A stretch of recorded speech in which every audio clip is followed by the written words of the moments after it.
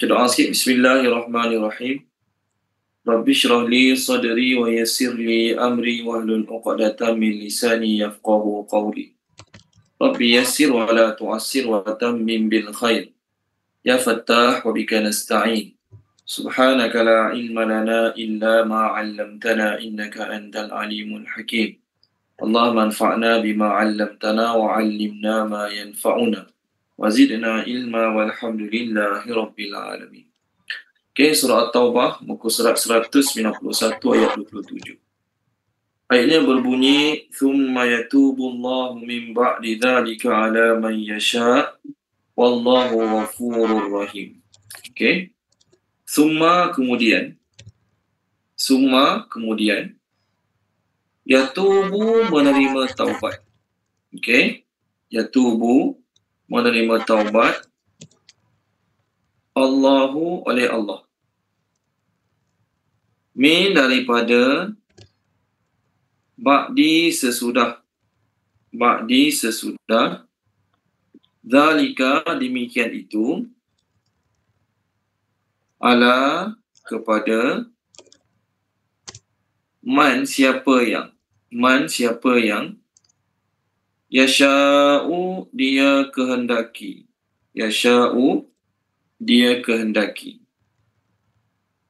wa dan Allah Ghafur maha pengampun, Ghafurun maha pengampun, Rahimun maha penyayang. Ini yang pertama kita hari ini, muka surat 191 ayat 27 surah At-Taubah. Okey, Puan Nuraini Baharum tolong baca ayat kita sekarang boleh? Bismillahirrahmanirrahim. Kemudian menerima taubat oleh Allah daripada sesudah yang demikian itu kepada siapa yang dia kehendaki, dan Allah Maha Pengampun, Maha Penyayang. Okey, terima kasih Puan Nuraini Baharum. Ayat ni adalah ayat terakhir dalam surah ni, cerita tentang peperangan Hunain. Minggu lepas, dua ayat 26 dengan 25, kita cerita tentang peperangan Hunain. Mereka kalah dalam peperangan tersebut. Bani Thaqif dan juga puak Hawazin, mereka kalah dalam peperangan tersebut. Jumlah mereka yang ditawan lebih kurang 6,000 orang. Lalu akhirnya mereka menghantar utusan kepada Nabi SAW, bersetuju untuk menyerah diri dan untuk memeluk agama Islam. Lalu tawanan-tawanan tersebut dilepaskan. Maka Allah berfirman, kemudian Allah menerima taubat sesudah itu bagi siapa yang dia kehendaki. Surah ni namanya surah At-Taubah. Kita sekarang Dr. Nurziah, muka surat 191 ayat 27. 191 ayat 27. Okey, baik. Okey, Assalamualaikum. Maka di kalangan mereka yang datang bertemu Nabi SAW, meminta untuk masuk Islam, mengaku kalah, menyerah diri dan berkata bersedia untuk meluk agama Islam. Maka Allah Ta'ala kata, Allah menerima taubat siapa yang dia mahu. Kenapa ada syarat siapa yang dia mahu? Kerana Nabi dengan para sahabat mereka tak tahu. Di kalangan orang-orang Hawazin ataupun Bani Thaqif yang jumpa Nabi mengaku salah, menyerah diri dan bersedia untuk masuk Islam, Nabi dengan para sahabat tak tahu siapa yang benar-benar menyerah diri untuk masuk Islam, ataupun siapa yang hanya semata-mata nak selamatkan harta. Dia bukan nak masuk Islam sangat pun, tapi sebab daripada harta kena rampas, daripada anak bini jadi tawanan, ucap dulu kalimah syahadah, kan? Ucap je dulu kalimah syahadah, sekurang-kurangnya anak bini kita tak kena tangkap, sekurang-kurangnya saudara mara kita tak jadi tawanan. Maka sebab itulah Allah Ta'ala letak syarat kat sini, man yasha', siapa yang dia mahu. Maknanya tak semua orang bertaubat Allah terima taubat mereka. Kerana apa? Di kalangan orang bertaubat, ada yang betul-betul nak taubat, ataupun hanya sekadar ikut-ikut orang, ataupun hanya sekadar niat-niat tertentu, tujuan-tujuan tertentu. Maka Allah Ta'ala mengatakan dalam ayat ini, Allah menerima taubat siapa yang dia mahu. Okey, siapa yang dia mahu. Okey, penutup ayat itu Allah berfirman dan Allah Maha Pengampun, Maha Penyayang. Ingat tak dulu mula-mula kita bincang surah At-Taubah ni? Surah ni dinamakan surah At-Taubah kerana ada beberapa kali dalam surah ni. Siapa catat? Surah ni dinamakan surah At-Taubah kerana ada berapa kali lafaz taubat yang tertulis, yang tercatat dalam surah ini. Siapa catat? Siapa report? 9, Ustaz. Ya? Ada 9. Ada 9. Masya Allah. Kejap saya pun nak kena bilang balik. Nak confirmkan balik. 1, 2, 3, 4, 5, 6, 7, 8, 9. Ya, betul. 9. Betul. Puan Nur Zakiyah betul. Di ayat yang ke-27 ni merupakan yang keempat. Okey. Kita akan jumpa 9 kali lafaz taubat dalam surah Taubah ni. Jadi yang ayat 27. Maksudnya yang kelima lah kot ni Ustaz. Ya ke? Maksudnya lah. 5 Ustaz. Apa dia? 3, 5, 11, 15, 27. 3, 5, 11, 15. Oh, yang kelima. Maafkan saya. Itulah yang kelima. Yang kelima tak? Kejap 3, betul, 5, 11, 15, 17. Betul yang kelima. Terima kasih Dr. Nazni. Yang kelima. Betul yang kelima. Okey, baik. Penutup ayat itu Allah mengatakan Allah Maha Pengampun lagi Maha Penyayang. Allah Maha Pengampun lagi Maha Penyayang. Okey, baik. Seterusnya. Masuk ayat 28. Masuk ayat yang ke-28. Sambunglah muka surat 191 ayat yang ke-28. Ustaz. Ya. Nak tanya sikit lah Ustaz. Boleh. Yang siapa yang dia kehendaki ni kan Ustaz, kalau in general, adakah ini sama dengan hidayah? Sama dengan hidayah. Sama dengan hidayah. Siapa yang dia kehendaki? Jadi dia bukan satu proses yang random, tetapi orang tu mesti berkehendakkan. Ya, orang tu mesti berkehendakkan dan orang tu mesti ikut cara-cara yang betul. Okey, terima kasih Ustaz. Sebab di samping agama Islam, agama lain pun ada tak taubat? Repentance ada. Agama lain pun ada juga orang-orang yang nak kembali pada Allah ni, agama lain pun. Tapi cara mereka kena tak dengan yang Allah nak, yang Nabi nak? Tak kena. Jadi walaupun mereka menggunakan lafaz taubat juga, kononnya lah kan. Adakah semua Allah terima? Allah kata tak apalah, tak kisahlah dia agama apa pun, janji dia nak taubat. Tak. Ada syarat-syarat dia yang tertentu. Okey, ada syarat-syarat yang melayakkan taubatnya diterima. Kalau tak, tetap tidak diterima. Okey, baik. Ayat seterusnya, ayat 28. Ya ayyuhalladzina amanu innamal musyrikuna najasun fala yaqrabul masjidal haram ba'da amihim haza. Boleh? Okey, ya ayyuha wahai allazina, orang-orang yang amanu, beriman.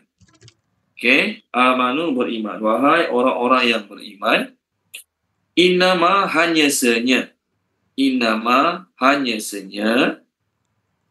al-musyrikun, orang-orang musyrik. Okey, al-musyrikun, orang-orang musyrik, najasun, adalah najis. Najasun adalah najis. Nanti kita bincang apa makna mereka ni najis. Boleh? Jangan pula baca ayat ni, lepas ni dapat duit pada orang bukan Islam, kena samak dulu. Siapa ajar macam tu. Okay, najasun, najis. Famaka, la, janganlah. Okay, la, janganlah. Yaqrabu, mereka menghampiri, mereka mendekati. Yaqrabu, mereka menghampiri, mereka mendekati al-masjidal haram. Masjidal haram, terjemah dia masjidal haram lah. Ba'da, sesudah ataupun selepas. Ba'da, sesudah ataupun selepas.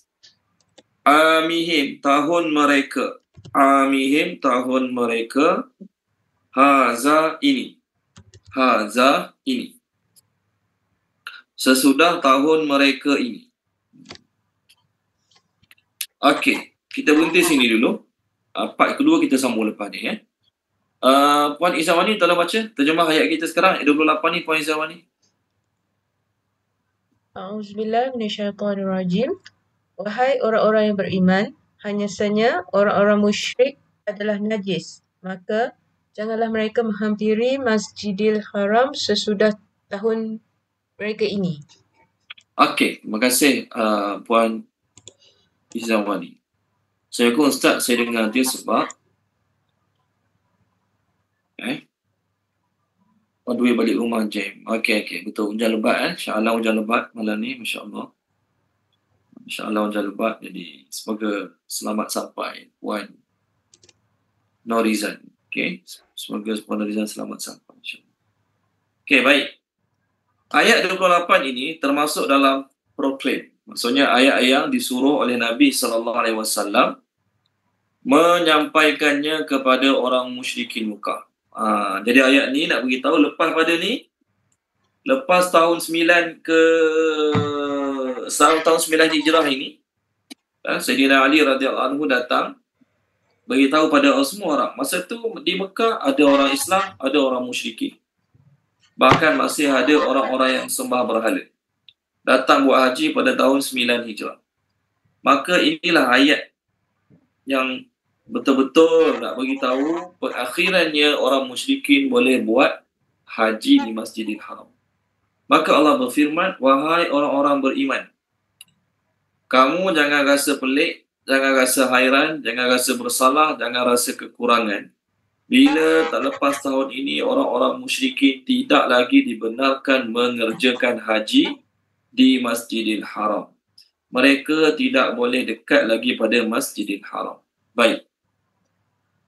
Allah Ta'ala mengatakan, sebab apa tak boleh? Sebab mereka itu bernajis.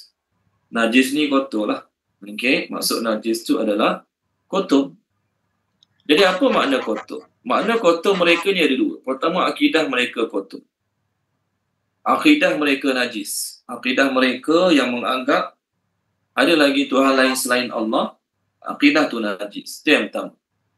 Yang kedua, maksud najis kat sini adalah mereka tidak mengetahui apa yang dinamakan wuduk, hadas besar, hadas kecil, tayamum, mandi junub.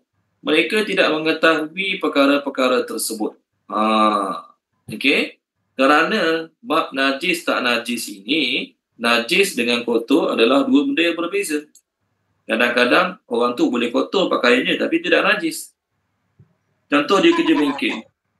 Orang kerja bengkel lah. Bengkel kereta ke bengkel motor ke. Baju dia comel tak? Baju dia tak payah cakap lah. Baju dia macam budak-budak yang kat benang. Contoh lah kan. Kotor tak? Kotor. Tapi najis tak? Tak najis. Ada benda nampak macam bersih, tak nampak kesan kotor. Tapi najis. Najis. Contoh seluar dia kena air kencing anak dia. Percik 2-3 titik. Air kencing anak dia pada seluar dia. Najis tak? Najis. Walaupun tak nampak kotor, tapi di sudut fiqh hukumnya adalah najis. Maka makna yang kedua ayat ini adalah mereka adalah najis, maksudnya mereka tidak mengetahui hukum hakam taharah. Mereka tidak mengetahui hukum hakam taharah. Baik. Maka ulama-ulama fiqh bincang tentang ayat ini. Ulama-ulama fiqh bincang tentang ayat ini. Mereka orang bukan Islam kan. Mereka bukan tahu bab najis tak najis, bab istinja, bab tayamum, hadas besar, hadas kecil. Mereka mana tahu. Bagi mereka benda tu kotor dengan bersih je. Kalau kotor dengan bersih. Tak, kita di samping kotor dengan bersih dan di samping kotor dengan bersih, kita juga bincang bab suci ataupun najis. Waktu pernah dulu timbul isu kan pasal dobi. Pasal dobi lah. Dobi ni bila digunakan oleh orang Islam bukan Islam, maka ada kaitan dengan suci ataupun tidak suci. Bab bersih insya-Allah. Bubuhlah pakaian dalam mesin basuh kat dobi tu insya-Allah bersih. Tapi bab suci tu, tu perbincangan yang lain. Baik. Ada pendapat yang mengatakan, ada yang puak-puak zahiri. Puak-puak zahiri ni maksudnya orang-orang yang hanya memandang secara literal. Okey, mereka mengatakan yang najis tu adalah orang musyrikin tu. Orang musyrikin tu. Diri orang tu. Zat orang tu adalah najis. Ni puak-puak zahiri ni dia kata, bila Allah kata orang musyrikin najis, maksudnya orang tu daripada hujung rambut sampai hujung kaki semuanya najis. Di sebenarnya kefahaman ni perlu kita tinjau. kefahaman ni perlu kita elakkan. Kerana apa? Agama ni kalaulah kita menganggap orang lain najis, maksudnya hina tak? Hina. Kita tidak ada beza dengan satu puak yang anggap orang lain ni semua bukan manusia special. Dia seorang je special. Tak boleh. Agama Islam ni dia tak ada kasta. Macam ada setengah-setengah bangsa, agama Hindu yang memandang kasta Shudra ataupun Paria sebagai kasta yang najis. Sehingga kalau orang Brahman ke Brahmana, macam itulah sebut dia, mereka ni, puak-puak yang tinggi bagi Brahman ni, kalau dia terpegang kulit puak-puak Shudra ataupun Paria ni, mereka kena basuh. Kena basuh badan dia. Bahkan bukan bersentuh kulit, angin tiup kena orang tu lalu kena dia balik. Angin bertiup lalu dekat orang yang kasta rendah ni, lepas tu angin tu kena kat badan dia, pun dia kena bersihkan badan dia balik. Jadi kalau orang Islam anggap orang bukan Islam najis, setiap kali bersalam kena cuci. Okey. Lagi restoran mamak kena bawa air tanah sikit. Okey. Kenapa bawa air tanah? Sebelum guna pinggan dengan cawan dan sudu mereka, basuh dengan tanah sekali. Lepas tu basuh dengan air biasa 6 kali. Tidak disuruh kita bersifat sedemikian. Bahkan, okey, Rasulullah SAW sendiri pun, bila ada orang-orang musyrikin datang nak menghadap baginda, baginda terima dalam masjid, boleh masuk masjid. Baginda tak adalah kata, awak ni najis, awak jangan masuk masjid lah, duduk kat luar. Tidak sedemikian. Orang musyrikin datang nak berurusan dengan Nabi, Rasulullah SAW meraihkan mereka dan membiarkan mereka masuk masjid. Demikian juga orang-orang Nasrani daripada Najran datang jumpa Nabi, dan baginda sambut mereka dalam masjid. Mereka raih baginda SAW meraihkan mereka dalam masjid. Begitu juga orang-orang Yahudi dalam surah Maidah ayat 6, Allah kata makanan mereka halal, sembelihan mereka halal. Jadi kalau kita kata mereka najis, saya apa saja yang terlibat daripada mereka semua najis. Okey? Jadi tuan-tuan dan puan-puan, kalau kita tengok ayat 7 dulu kan. Bahkan ayat 7 surah Taubah ni Allah kata kalaulah mereka datang minta perlindungan, boleh bagi perlindungan pada mereka. Dalam surah At-Taubah yang kita bincang ni. Dia tak jumpa pun satu hadis yang boleh dijadikan dalil untuk mengatakan tubuh badan orang musyrikin adalah najis. Tak jumpa. Okey? Sebab tak pernah lagi ada dalam hadis pinggan-pinggan mereka yang lepas mereka makan kena basuh dulu macam mana, sama macam bekas tu kena jilatan anjing. Tak ada. Okey, bahkan dalam sebuah hadis riwayat daripada Imam Ahmad dan juga Imam Abu Daud daripada Jabir bin Abdullah radhiyallahu anhu, beliau berkata, kami bersama Nabi SAW pergi berperang. Kemudian kami jumpa telaga dan ada timba. Timba tu milik orang musyrikin. Lalu kami guna timba tersebut. Semua orang tahu timba tu adalah timba milik orang musyrikin. Jadi kami semua guna timba tersebut. Rasulullah tengok dan Rasulullah SAW tidak pernah menghalang kami, memarahi kami daripada melakukannya. Tak ada yang berkata, tu cebok siapa tu awak guna? Tu cebok orang musyrikin tu. Mereka tak kerti taharah tu. Buang. Tak ada masalah. Okey? Kita pun kedai mamak, kedai makan, berkongsi tak pinggan cawan dengan mereka? Berkongsi. Maksudnya bekas-bekas mereka tak ada masalah pun. Basuh dulu lah kan? Okey? Bahkan, Rasulullah SAW pernah menangkap seorang musyrikin, yang bernama Sumamah bin As'al. Dia kena tangkap, lalu dia diikat. Salah satu di tiang-tiang Masjid Madinah. Jadi kalaulah dia tu najis, ikat kat tiang Masjid Madinah, dan menajislah tiang tu kan. Jadi dalam ajaran Islam, tidak ada ajaran yang mengkastakan manusia sehingga kita diajar oleh agama, tak ada. Bangsa tu najis, bangsa kita je suci. Tak. Tangan mereka, kulit mereka tidak najis. Pakaian mereka pun tak najis. Tak payah kata, beli baju kedai Cina kena samak dulu. Beli kereta daripada owner Cina sebelum ni kena samak dulu. Tak perlu buat sedemikian. Selagi kita tak nampak najis dia, tak perlu kita buat sedemikian. Okey? Bahkan kita tak wajib tanya pun. Owner sebelum ni Cina, dia beli anjing tak? Masa dia beli anjing, dia pernah masuk tak anjing dalam kereta? Tak wajib kita tanya. Kita beli, kita nampak bersih bah. Bagi kita bersih. Walaupun tiap-tiap hari sebelum tu owner tu tidur dengan anjing dalam kereta dia, tak wajib juga kita ambil tahu. Kena ambil tahu. Tak wajib. Okey? Kita nampak benda tu suci, kiranya suci. Baik. Masa mula-mula Islam datang, istilah-istilah fiqh dalam bab najis ni tak ada lagi. Betul kan? Kita sekarang belajar bab najis, ada 3 kategori. Pertama najis, mughallazah, mutawassitah, mukhaffafah. Jadi pembahagian najis jadi 3 ni bukan masa Quran turun, bukan zaman Nabi. Zaman selepas tu baru ulama-ulama fiqh yang membahagi-bahagikan najis kepada 3 kategori. Jadi najis yang Allah Ta'ala maksudkan dalam ayat ni, okey, kalaulah kita bincang, kalau kita kata tubuh badan mereka tu najis, nak masuk dalam kategori mana? Tubuh mereka tu najis mughallazah ke, mukhaffafah ke, mutawassitah? Tidak, tuan-tuan dan puan-puan. Okey? Makanya maksud najis kat sini ialah kefahaman mereka tu kotor. Kefahaman mereka tu kefahaman yang sangat-sangat kotor. Okey? Walaupun kita kata badan mereka bersih, baju mereka bersih, tetapi kefahaman mereka kotor, itu yang pertama. Yang kedua, maksud najis adalah mereka tidak mengetahui, mereka tidak menyedari pada badan mereka ada najis. Maksudnya mereka buang air besar ke, buang air kecil ke, tak basuh. Okey? Mereka buang air besar, buang air kecil, tak payah basuh. Okey? Tak kisahlah, tak basuh, tak boleh cuci, tak rasa apa-apa. Kemudian lepas jimat pun mereka tak mandi wajib. Sebab bagi mereka, cuci kemaluan selesai. Okey? Makanya, yang kedua maksud ayat ini adalah mereka tidak mengenal bab suci ataupun tidak suci. Sebab tu dalam Islam ada perkataan mumayyiz. Mumayyiz ni maksudnya seorang kanak-kanak itu, walaupun dia belum balik, tetapi dia dapat bezakan antara suci dengan najis, tempat tu, pakaian tu, tubuh badan dia terlibat najis ataupun tidak. Maka dia layak jadi imam walaupun dia tak balik lagi. Okey, boleh. Baik, termasuk juga ada pendapat mengatakan maksud najis kat sini adalah amalan-amalan mereka. Amalan-amalan mereka. Contohnya, kita dah bincang sebelum ni, mereka tawaf dalam keadaan tak pakai apa-apa. Sambil mereka bersyair di malam hari. Perempuan lah. Al-yawma yabdu ba'duhu aw kulluh fama bada minhu fala uhillu.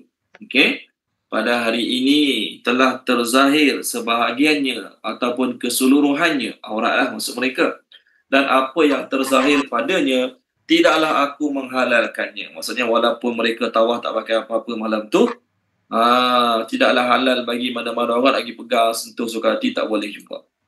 Okey, baik. Jadi perbuatan mereka tawaf tak pakai apa-apa tu adalah perbuatan yang dianggap najis pada pandangan mata. Okey, najis pada pandangan mata. Maka ayat ni kita nak beritahu, Allah nak beritahu, orang musyrikin itu bukan tubuh badan dia najis, tapi kefahaman mereka najis dan mereka tidak arif tentang suci ataupun najis. Kotor bersih, semua manusia tahu. Semua manusia belajar bab kotor bersih. Kan? Bahkan ada manusia yang Islam sendiri pun, ada orang yang Islam sendiri pun bab kotor bersih pun fail lagi.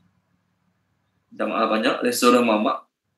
Kalau restoran mamak bukan Islam tu, kita tolak tepi lah. Restoran mamak bukan Islam. Restoran mamak yang kerjanya Islam pun, Masya Allah, bab kebersihan pun fail lagi. Betul kan? Macam-macam video kita pernah tengok. Tapi tetap penuh juga kedai mamak. Tak tahulah apa kelebihan mereka. Okey, baik. Menurut riwayat daripada Ibnu Abi Shaybah, Rasulullah SAW masa pulang daripada peperangan Tabuk. Rasulullah SAW pulang daripada peperangan Tabuk.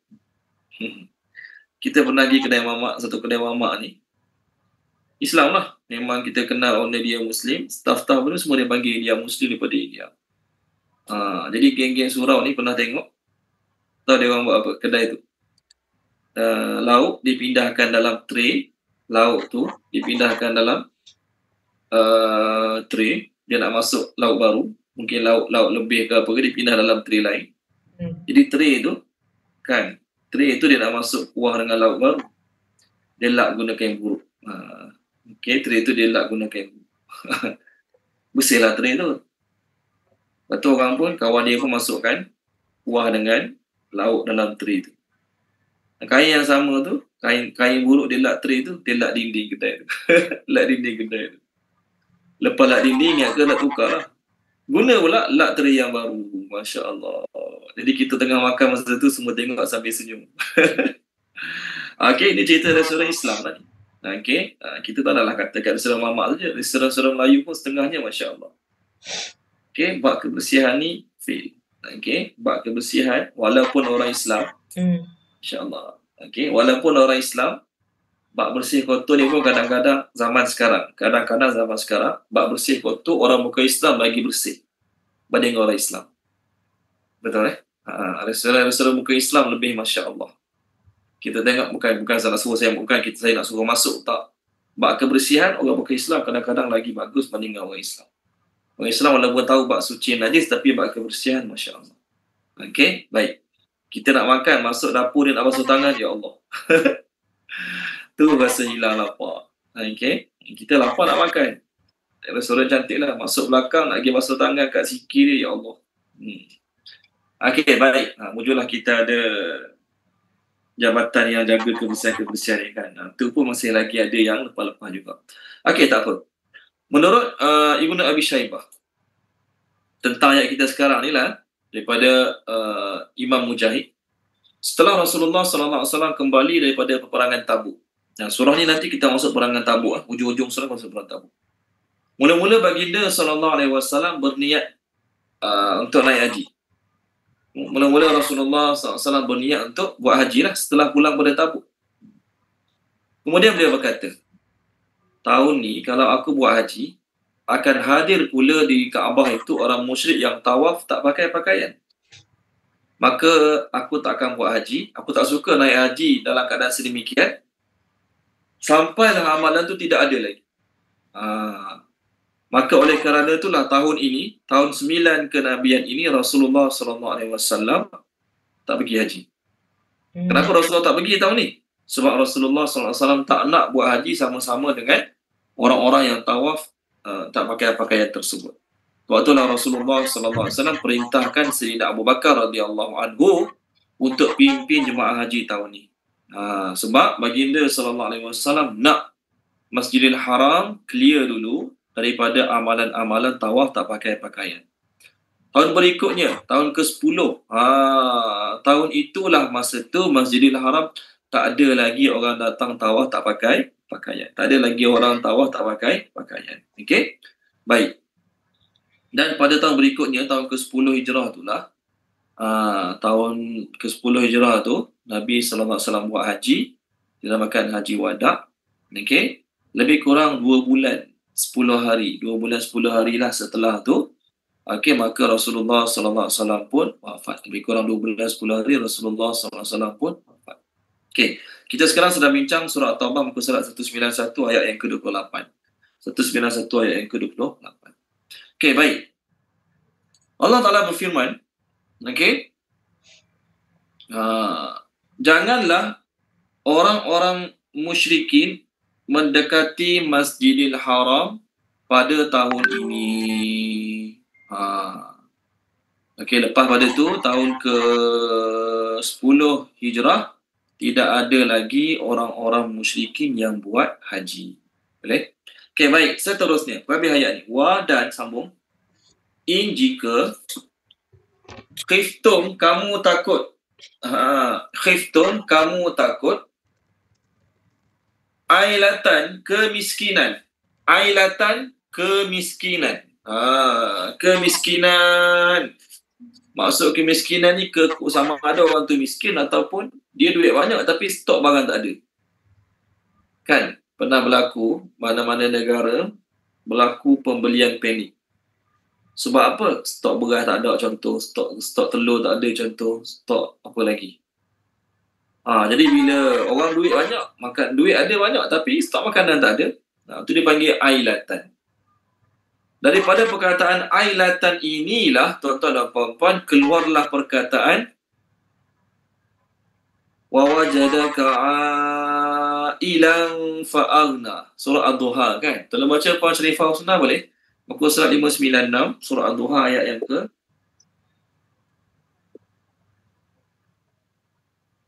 ayat ke-8. Boleh pause ni, pause. Boleh Ustaz. 596 ayat ke-8 surah Ad-Duha. A'udzu billahi minasyaitonir rajim. Dan dia mendapati sebagai seorang yang kekurangan, lalu dia memberikan kecukupan. Kekurangan. Kita tak panggil lah miskin kan kat situ. Maksudnya kekurangan. Maksudnya Allah Ta'ala mendapati Nabi ada kekurangan. Maksudnya kekurangan harta benda. Lalu Allah mencukupkan. Allah mencukupkan Nabi dengan, macam mana Allah cukupkan Nabi? Masa kecil, Abu Talib jaga Nabi. Dan sebelum tu, Abdul Muttalib jaga Nabi. Dan Abu Talib jaga Nabi. Walaupun Nabi anak yatim, tapi Allah Ta'ala letak Nabi dia jaga oleh orang yang berharta, Abu Talib. Lepas Abu Talib jaga Nabi, Nabi SAW kahwin dengan Khadijah. Okay? Khadijah banyak membantu Nabi dari sudut ekonomi. Lepas Khadijah wafat, Nabi SAW hijrah ke Madinah. Sini Abu Bakar banyak membantu ekonomi Nabi SAW. Dan lepas pada tu orang Islam menang. Nabi SAW dapat harta ghanimah, rampasan perang yang banyak. Itu maksud fa'agna wa wajadaka ailan fa'agna. Okay? Jadi senang cerita, perkataan ailatan ini, okay, daripada perkataan ailatan ini keluarlah perkataan ailan. Fa maka sambung fa maka saufa kelak ataupun nanti yunikum mengkayakan kamu. Yunikum akan mengkayakan kamu boleh, mencukupkan kamu boleh. Nak terima kaya boleh, cukupkan boleh, semua boleh. Allahu oleh Allah min daripada fadlihi kurniaannya. Fadlihi kurniaannya in jika sya'a dia mahu, sya'a dia mahu, dia Allah lah. Inna sesungguhnya Allah alimun maha mengetahui, alimun maha mengetahui, hakimun maha bijaksana, hakimun maha bijaksana. Okey, tolong terjemahkan dia Puan Nur Zakiyah, terjemahkan boleh Puan Nur Zakiyah Ismail. A'udzubillahi minasyaitonirrajim. Dan jika kamu khawatir menjadi sengsara ataupun kekurangan, maka kelak kamu menjadi kaya oleh Allah daripada anugerah ataupun kurniaannya jika dia kehendaki. Sesungguhnya Allah mengetahui, maha bijaksana. Okey, baik. Terima kasih Wan Nur Zakiyah. Sama Ustaz. Jadi, bila orang musyrikin tak boleh datang buat haji, maka timbul dalam hati perasaan orang Islam, apa timbul? Kalaulah orang musyrikin tak boleh buat haji, kami yang biasa kat Mekah ni berurusan jual beli barang-barang dengan orang musyrikin. Kat Mekah ni mana ada tumbuh-tumbuhan, kat Mekah mana tanaman-tanaman yang subur. Dia orang luar lah yang datang bawa bisnes kat Mekah ni. Orang luar lah yang datang bawa makanan-makanan kat Mekah ni. Dan kebanyakan orang luar, majoriti orang luar yang datang bawa makanan kat Mekah ni adalah orang musyrikin. Bila Nabi SAW tak bagi orang musyrikin, bila Allah turunkan ayat tak bagi orang musyrikin masuk Masjidil Haram, maka orang Islam risau tentang terganggunya ekonomi di Mekah. Okay, sebab apa? Sebab yang banyak niaga, yang banyak membeli bila musim haji sebelum ni, orang luar. Jadi kalaulah orang musyrikin tak boleh masuk niaga kat Mekah, akan ada dua kesan bagi orang Islam. Orang Islam fikir ada dua kesan. Pertama, kalau orang Islam niaga kat Mekah, perniagaan tu tak banyak membeli sebab orang bukan Islam tak boleh masuk. Yang kedua, kalau orang Islam saja berniaga, mereka fikirlah, mereka kata, dan saya barang-barang produknya tak banyak. Sebab sebelum ni yang banyak datang bawa produk, bawa barang-barang perniagaan, makanan, pakaian adalah orang luar Mekah. Maka Allah Ta'ala yang maha mengetahui, Orang Islam masa turun ayat ni tak ada lagi dalam keluar kat mulut mereka. Tak ada pun keluar daripada mulut orang Islam. Nanti macam mana tahun depan ekonomi kita? Nanti macam mana perniagaan kita? Ataupun nanti macam mana stok barang-barang kat tempat kita? Belum keluar pun perkataan daripada mulut orang-orang Islam setelah turun ayat 28 ni. Tetapi Allah yang maha mengetahui, sebab tu penutup ayat ni Allah Ta'ala sebut namanya Alim. Penutup ayat ni Allah Ta'ala sebut perkataan Alim. Allah Ta'ala mengetahui, walaupun tak keluar daripada mulut mereka, walaupun tidak keluar daripada mulut mereka, macam mana nanti, tapi Allah mengetahui perasaan dalaman mereka. Okey? Allah Ta'ala mengetahui perasaan dalaman mereka. Contoh, minta maaf banyak, bila pihak kerajaan ke ataupun siapa-siapa sajalah kan, mengumumkan harga barang naik, kos minyak naik, kos tu naik, walaupun mulut kita tak cakap apa-apa lagi, contoh, tapi hati kita dah mula berbicara, betul kan? Alamak, mungkin cikgu beritahu, tahun depan yuran sekolah anak naik. Cikgu hantar mesej, tahun depan yuran sekolah anak naik. Mulut kita tak cakap apa lagi, tapi hati kita dah mula berbicara. Alamak, macam mana ni tahun depan ni, gini. Benda tu dah ada dalam hati. Sama lah juga bila turun ayat Allah kata orang musyrikin tak boleh masuk buat haji tahun depan, maka timbul pertanyaan dalam hati mereka. Tak keluar kat mulut lagi. Maka Allah mengatakan, jika kamu takut miskin, kekurangan ekonomi kat Mekah, maka saufa, kelak, sun, nanti. Allah Ta'ala akan cukupkan kamu daripada kurniaannya. Jangan takut. Okey? Jangan takut. Tak ada orang datang beli ke, tak ada orang datang berniaga ke. Tak. Allah dah susun atur kehidupan ni. Walaupun ada 8,000 peniaga mogok tak nak berniaga, Allah boleh pilih orang lain yang betul-betul nak cari duit akan berniaga. Contoh. Okey? Walaupun ada 1,000 orang berpakat nak boikot perniagaan kita, contoh. Tak nak beli barang-barang kat tempat kita, contoh. Allah boleh buka hati orang lain untuk beli barang-barang kat kedai kita. Ini sekadar contoh. Maka jika dia mahu, Allah Ta'ala sebut jika dia mahu. Maksudnya bab miskin kaya ni, cukup tak cukup, miskin kaya ni ada kaitan dengan jika Allah mahu. Maknanya tuan-tuan dan puan-puan, kita berniaga, kita kena risau tak kalau orang ramai-ramai nak boikot perniagaan kita? Kita kena risau ke tak kena risau? Contoh, saya berniaga kedai makan, tiba-tiba datang ramai orang nak boikot perniagaan saya. Saya kena risau ke tak kena risau? Soalan. Risau Ustaz. Macam mana orang kata, mana boleh risau ni guna ayat ni? Ya, kita kena risau. Sebab apa? Sebab bab kaya miskin ni memang Allah Ta'ala tentukan. Tetapi dari sudut asbabnya, dari sudut asbab duniawinya, kalau ramai orang tak nak datang beli kedai kita, kita kena risau.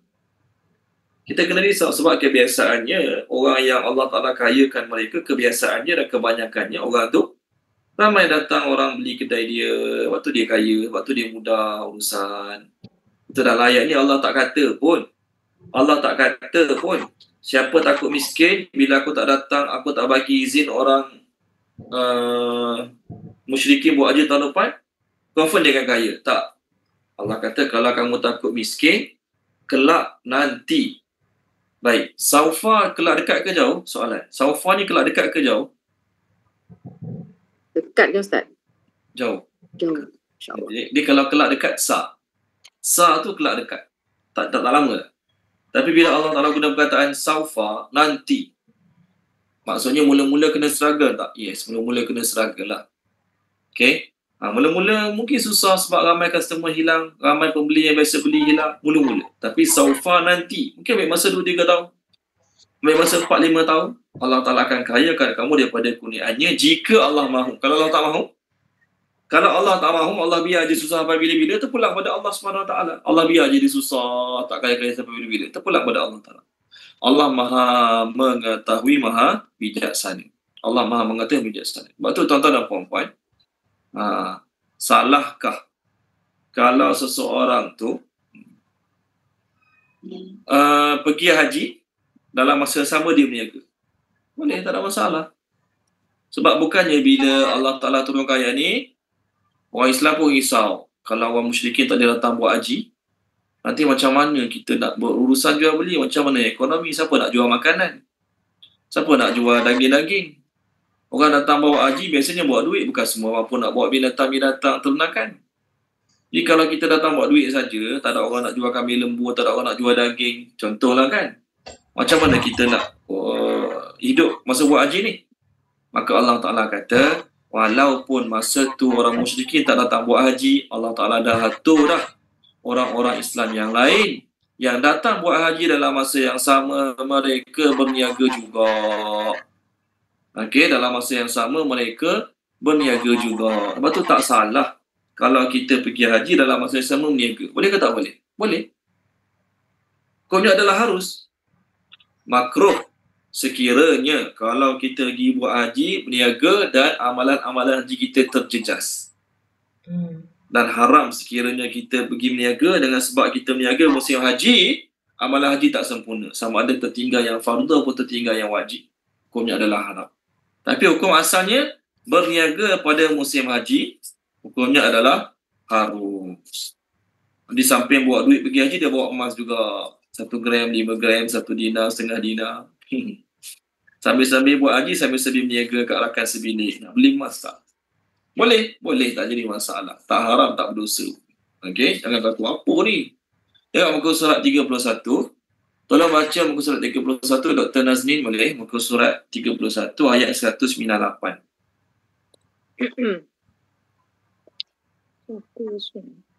Tidak ada dosa bagimu untuk mencari kurnia rezeki hasil perniagaan dari Tuhanmu, maka apabila kamu telah bertolak dari Arafah, berzikirlah kepada Allah di Mash'ar al-Haram.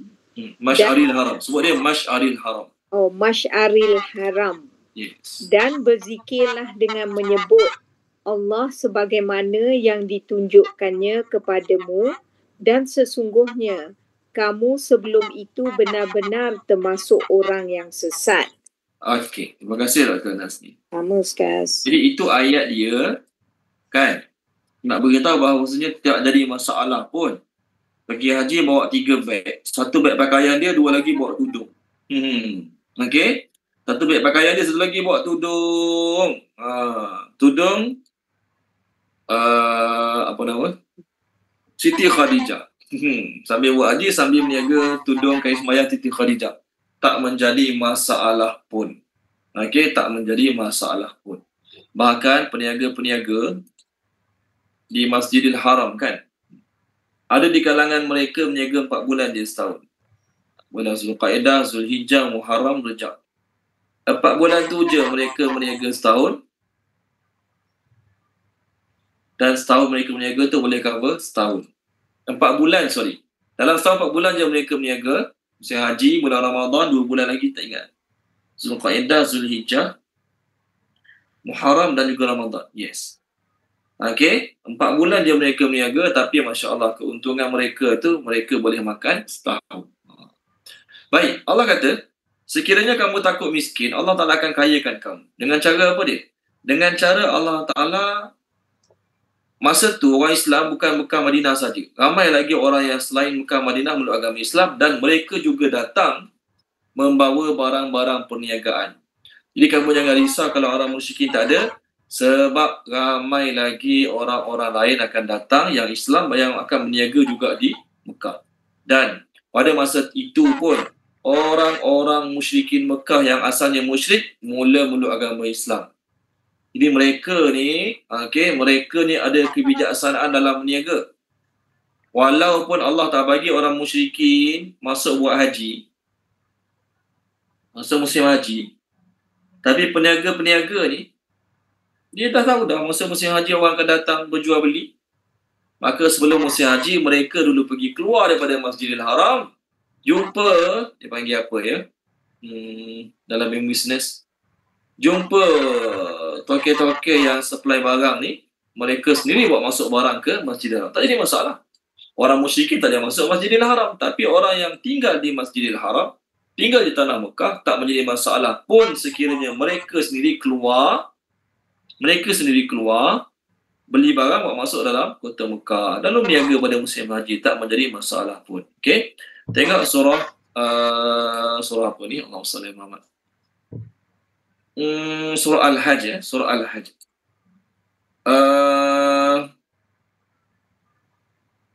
Muka surat 335.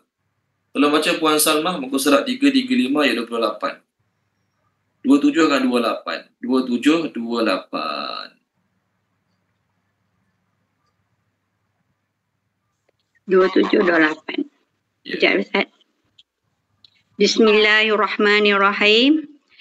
Dan serulah manusia untuk mengerjakan haji. Niscaya mereka akan datang kepadamu dengan berjalan kaki atau mengendarai setiap unta yang kurus.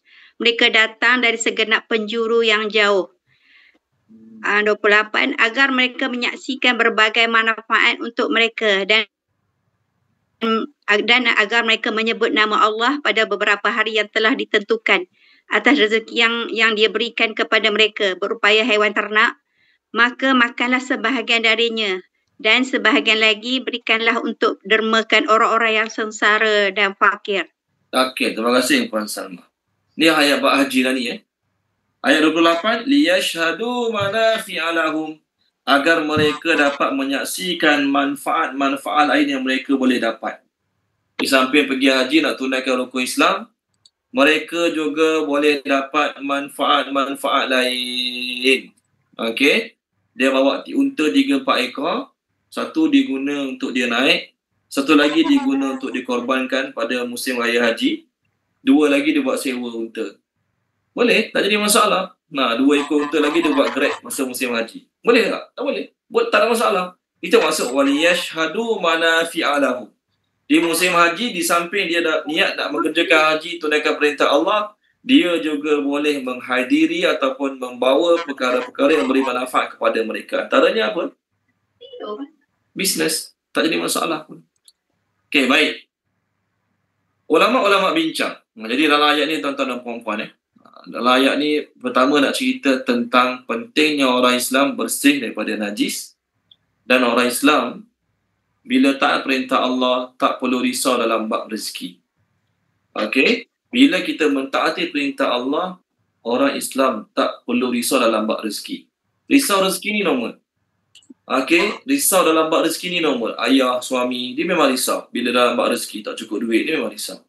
Tapi pesanan-pesanan Allah, bila kamu, selagi mana kamu taat perintah Allah, selagi mana kamu buat apa Allah suruh buat, kamu jangan risau dalam bab rezeki. Samalah juga dalam bab hijrah. Orang Islam berat nak hijrah.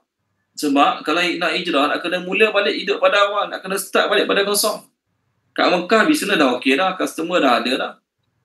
Barang-barang supply semua dah ada dah. Tempat nak cari barang semua dah ada dah.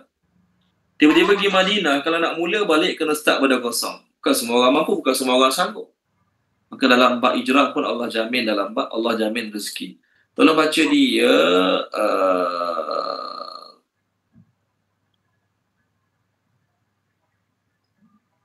Tuan Haji Mak Razali dalam baca boleh Tuan Haji Mak Razali. Surah An-Nisa. Tengok sama-sama surah An-Nisa. 101 Ustaz. Apa dia tu? Muka surat 101 Sekejap Muka surat 94 ayat 100. Oh, ayat 101. Muka surat 94 ayat yang ke-100. Muka surat 94 ayat yang ke-100. Barang siapa yang berpindah pada jalan Allah, nescaya mereka akan memperolehi di muka bumi ini rezeki yang banyak, yakni dan tenteram. Barang siapa yang berhijrah kerana Allah dan Rasulnya, kemudian ia meninggal dunia dalam perjalanan, maka sesungguhnya Allah memberi jaminan pahala ke atasnya. Dan Allah adalah Maha Pengampun lagi Maha Penyayang. Okey, terima kasih Tuan Haji Mak Razali. Siapa yang hijrah semata-mata kerana Allah, okey, dia akan mendapati bumi Allah ni luas dan rezeki Allah ni pun luas. Kita fikir kita duduk sini, jadi kita senang cari rezeki. Kita fikir, kita rasa kita duduk tempat kita, jadi kita senang cari rezeki. Mungkin kalau kita pindah tempat lain, hijrah negara lain, berat sikit nak cari rezeki. Kita fikir macam tu lah. Okay? Tapi tak, tuan-tuan dan puan-puan. Allah kata bila kamu hijrah semata-mata kerana Allah di jalan Allah, kamu akan mendapati bumi Allah luas dan juga rezeki Allah pun luas.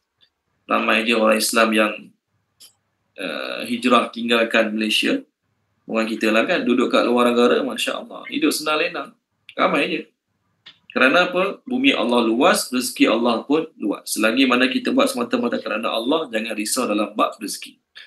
Dalam bab kebersihan, saya lupa nak cerita. Okey. Dulu, zaman dulu, Dr. Hamka tulis zaman dulu. Masa orang Islam nak dihalau habis daripada Sepanyol. Masa orang Islam zaman dulu nak dihalau habis daripada Sepanyol. Salah satu cara mereka nak kenal orang tu orang Islam adalah bersih. Okey. Bersih. Mana ada tulis tadahi Islam tak Islam kan? Cara pakaian mereka masa tu lebih kurang sama. Tapi salah satu cara mereka nak kenal orang tu orang Islam adalah bersih. Sebab tu kita orang Islam, disuruh ambil wuduk tiap-tiap hari untuk mengajar kebersihan. Dalam bab sebelum makan pun kita disuruh ambil wuduk. Maksud wuduk tu wuduk sukhra, basuh tangan. Kerana apa? Kerana agama Islam mengajar kebersihan. Zaman dulu-dulu orang putih ni setengah-setengah tempat mereka tak mandi seminggu 2 minggu tu biasa. Mereka tak mandi seminggu 2 minggu tu biasa. Orang Islam ada macam-macam mandi sunat.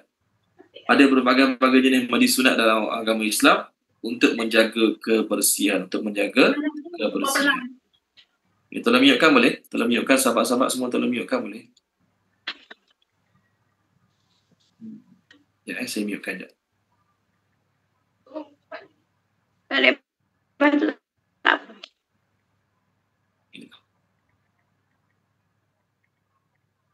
Okey, baik. Apa hukumnya? Dalam ayat ni, dalam ayat kita sekarang, Allah berfirman, "Fala yaqrabul masjidal haram." Janganlah mereka orang-orang musyrikin mendekati Masjidil Haram. Jadi bagaimana hukumnya orang bukan Islam, orang musyrikin mendekati Masjidil Haram? Imam Baghawi dia tulis dalam kitab dia lah kan, Imam Baghawi, tentang hukum orang kafir masuk Masjidil Haram. Beliau tulis, keseluruhan negara-negara Islam ada 3 perkara dalam bab ni. Ada tiga apa dia panggil? Ada 3 step, 3 tahap. Nak bincang bab ni. Ada 3 tahap. Okay, tajuknya, boleh tak orang musyrikin masuk Masjidil Haram? Imam Baghawi dia buat kesimpulan pada ayat ni. Dia kata, pertama sekali Masjidil Haram.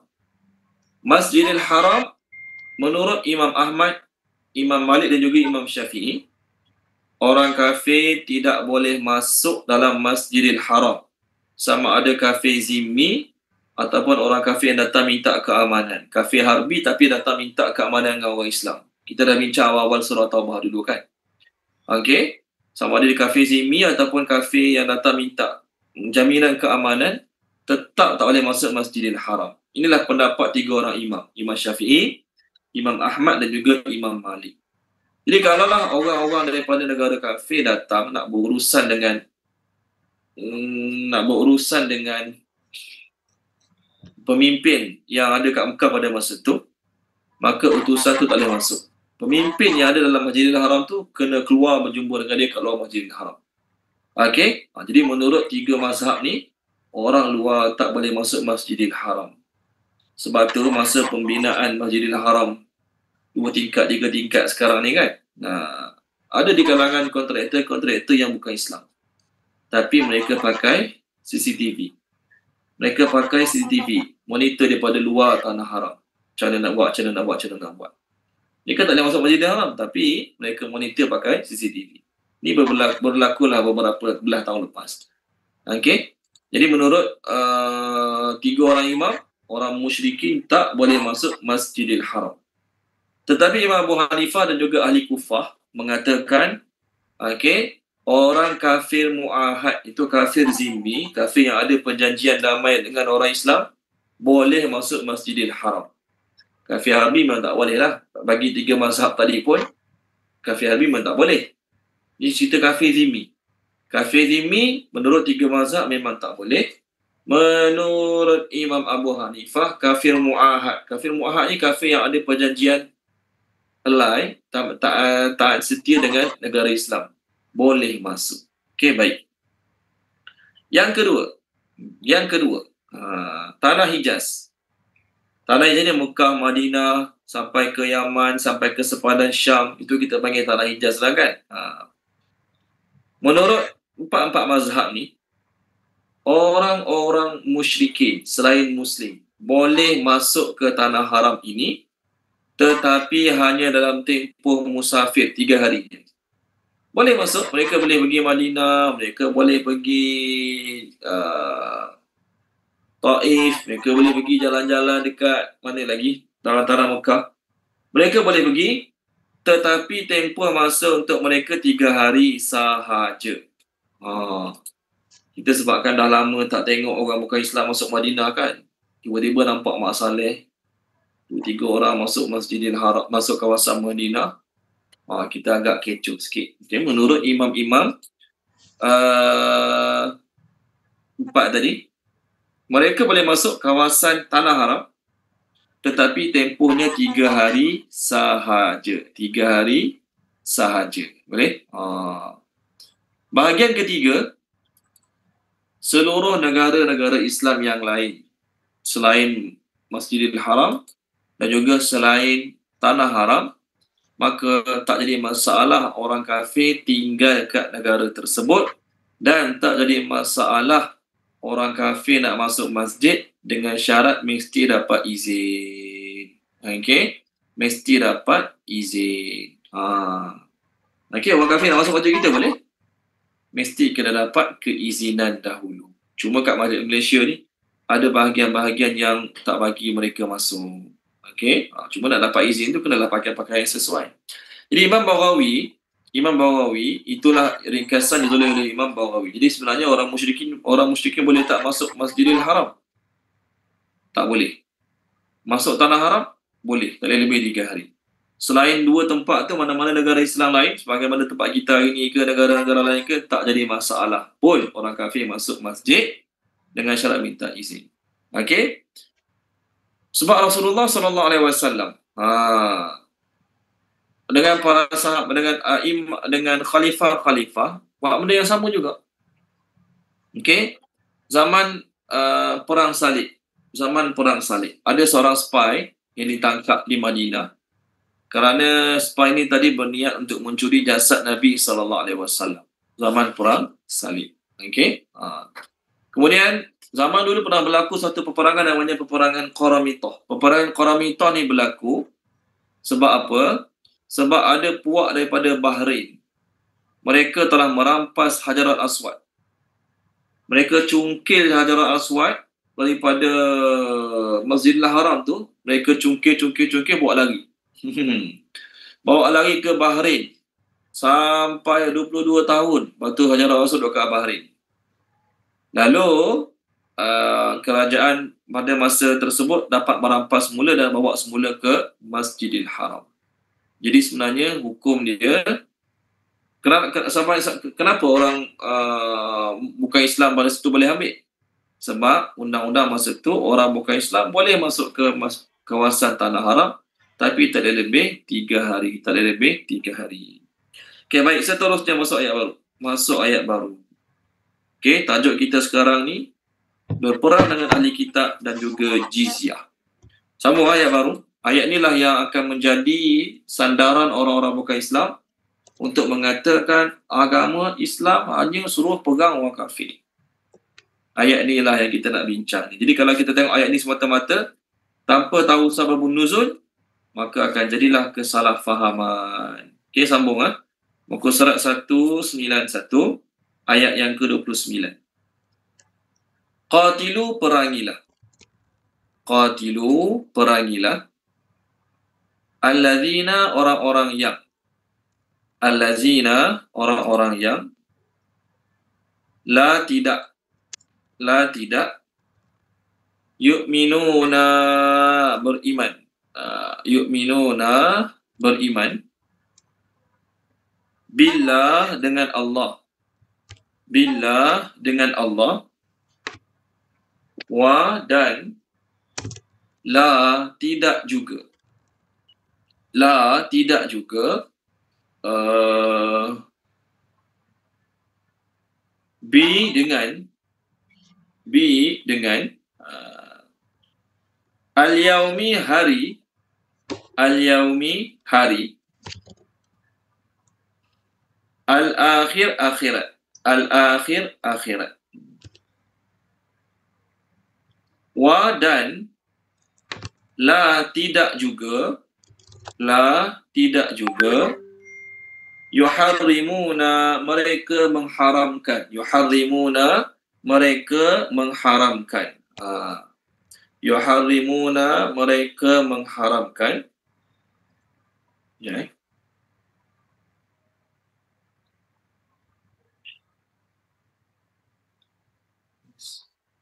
Okay, dan tidak juga mereka mengharamkan apa yang harama telah mengharamkan. Harama telah mengharamkan. Allahu oleh Allah, wa dan rasuluhu rasulnya. Rasuluhu rasulnya. Wa dan la tidak. La tidak. Yadinuna mereka mengamalkan agama. Yadinun maksudnya mereka mengamalkan agama. Yadinun mereka mengamalkan agama. Okay, yadinuna mereka mengamalkan agama. Dinal haq agama yang benar. Dinal haq agama yang benar. Min daripada allazina orang-orang yang, allazina orang-orang yang utu telah diberikan. Utu terjemah dia telah diberikan al-kitab, kitab. Diberikan kitab hatta sehinggalah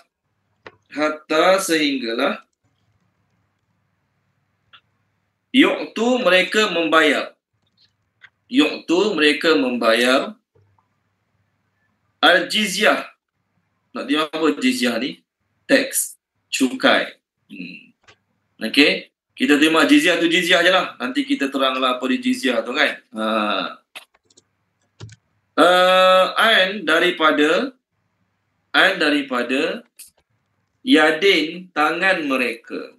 Yadin tangan mereka. Wa sedang ataupun padahal hum mereka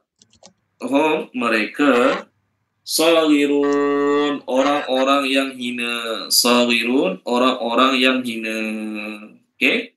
Okey, tolong terjemahkan dia Puan Nurani. Terjemahkan boleh Puan Nurani Muhammad Ayub. Tolong terjemahkan Puan Nurani. Bismillahirrahmanirrahim. Perangilah orang-orang yang tidak beriman dengan Allah dan tidak juga dengan hari akhirat, dan tidak juga mereka mengharamkan apa yang telah mengharamkan oleh Allah dan Rasulnya, dan tidak mereka mengamalkan agama yang benar daripada orang-orang yang telah diberikan kitab, sehinggalah mereka membayar jizyah daripada tangan mereka, padahal mereka orang-orang yang hina. Okey, terima kasih Puan Nurani. Jadi kalau kita tengok debat lah kan, kalau kita ada masa malam-malam tengok debat, boleh tak nak tengok. Tapi kalau tengok dalam keadaan iman kita tak kuat, akidah kita tak kuat, takut kita nanti senang-senang je kena tipu. Okey. Sekarang di Madinah ada non-Muslim macam mana tu Ustaz? Wallahu a'lam. Sekarang di Madinah ada non-Muslim macam mana tu Ustaz? Wallahu a'lam. Kena tanya ulama-ulama sana lah. Tadi pendapat Imam Baghawi kan? Imam Baghawi punya pendapat. Sekarang kat Madinah ada non-Muslim, jadi wallahu a'lam. Saya pun tak kerti nak komen. Dan saya pun tak pernah tanya lagi lah ustaz-ustaz kat sana apa pendapat ataupun fatwa kerajaan sana sehingga membenarkan orang-orang yang bukan Islam ada kat Madinah. Kalau ikut tadi boleh. Okey, tapi tak lebih 3 hari. Dan kalau ikut ayat Qurannya, okey, jangan saya share hadis-hadis Nabi. Saya share hadis-hadis Nabi berkaitan perkara tersebut. Lupa nak share hadis sekejap.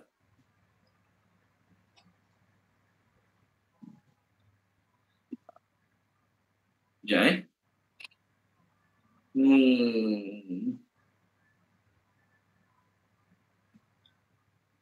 Jadi pendapat Imam Baghawi tadi bukan berdasarkan ayat tadi semata-mata. Tengok kat skrin sekejap. Lambat pula dah. Okey.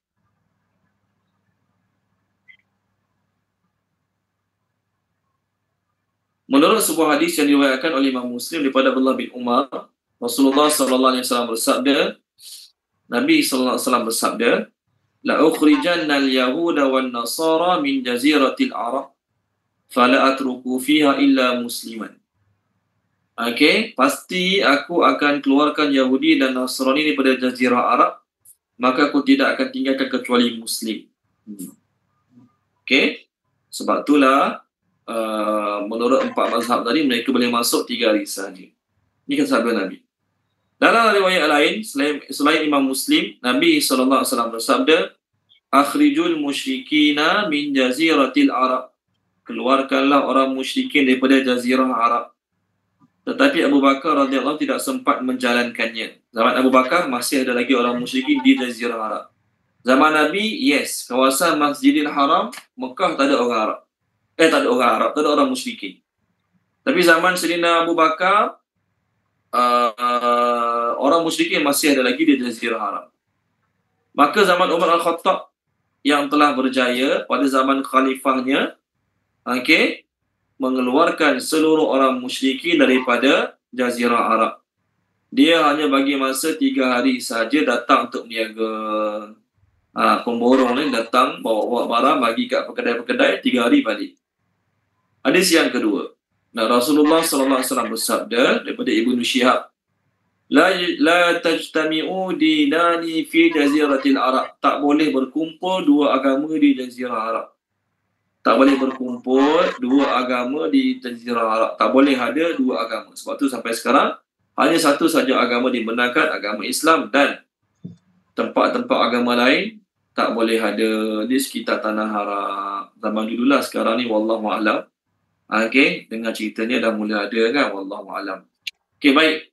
Daripada Imam Muslim Ibnu Jabir bila berkata, aku mendengar Rasulullah bersabda, Inna syaitan qad ya'isa min an ya'budahul musallun fi jaziratil Arab walakinna at-tahrisha bainahum.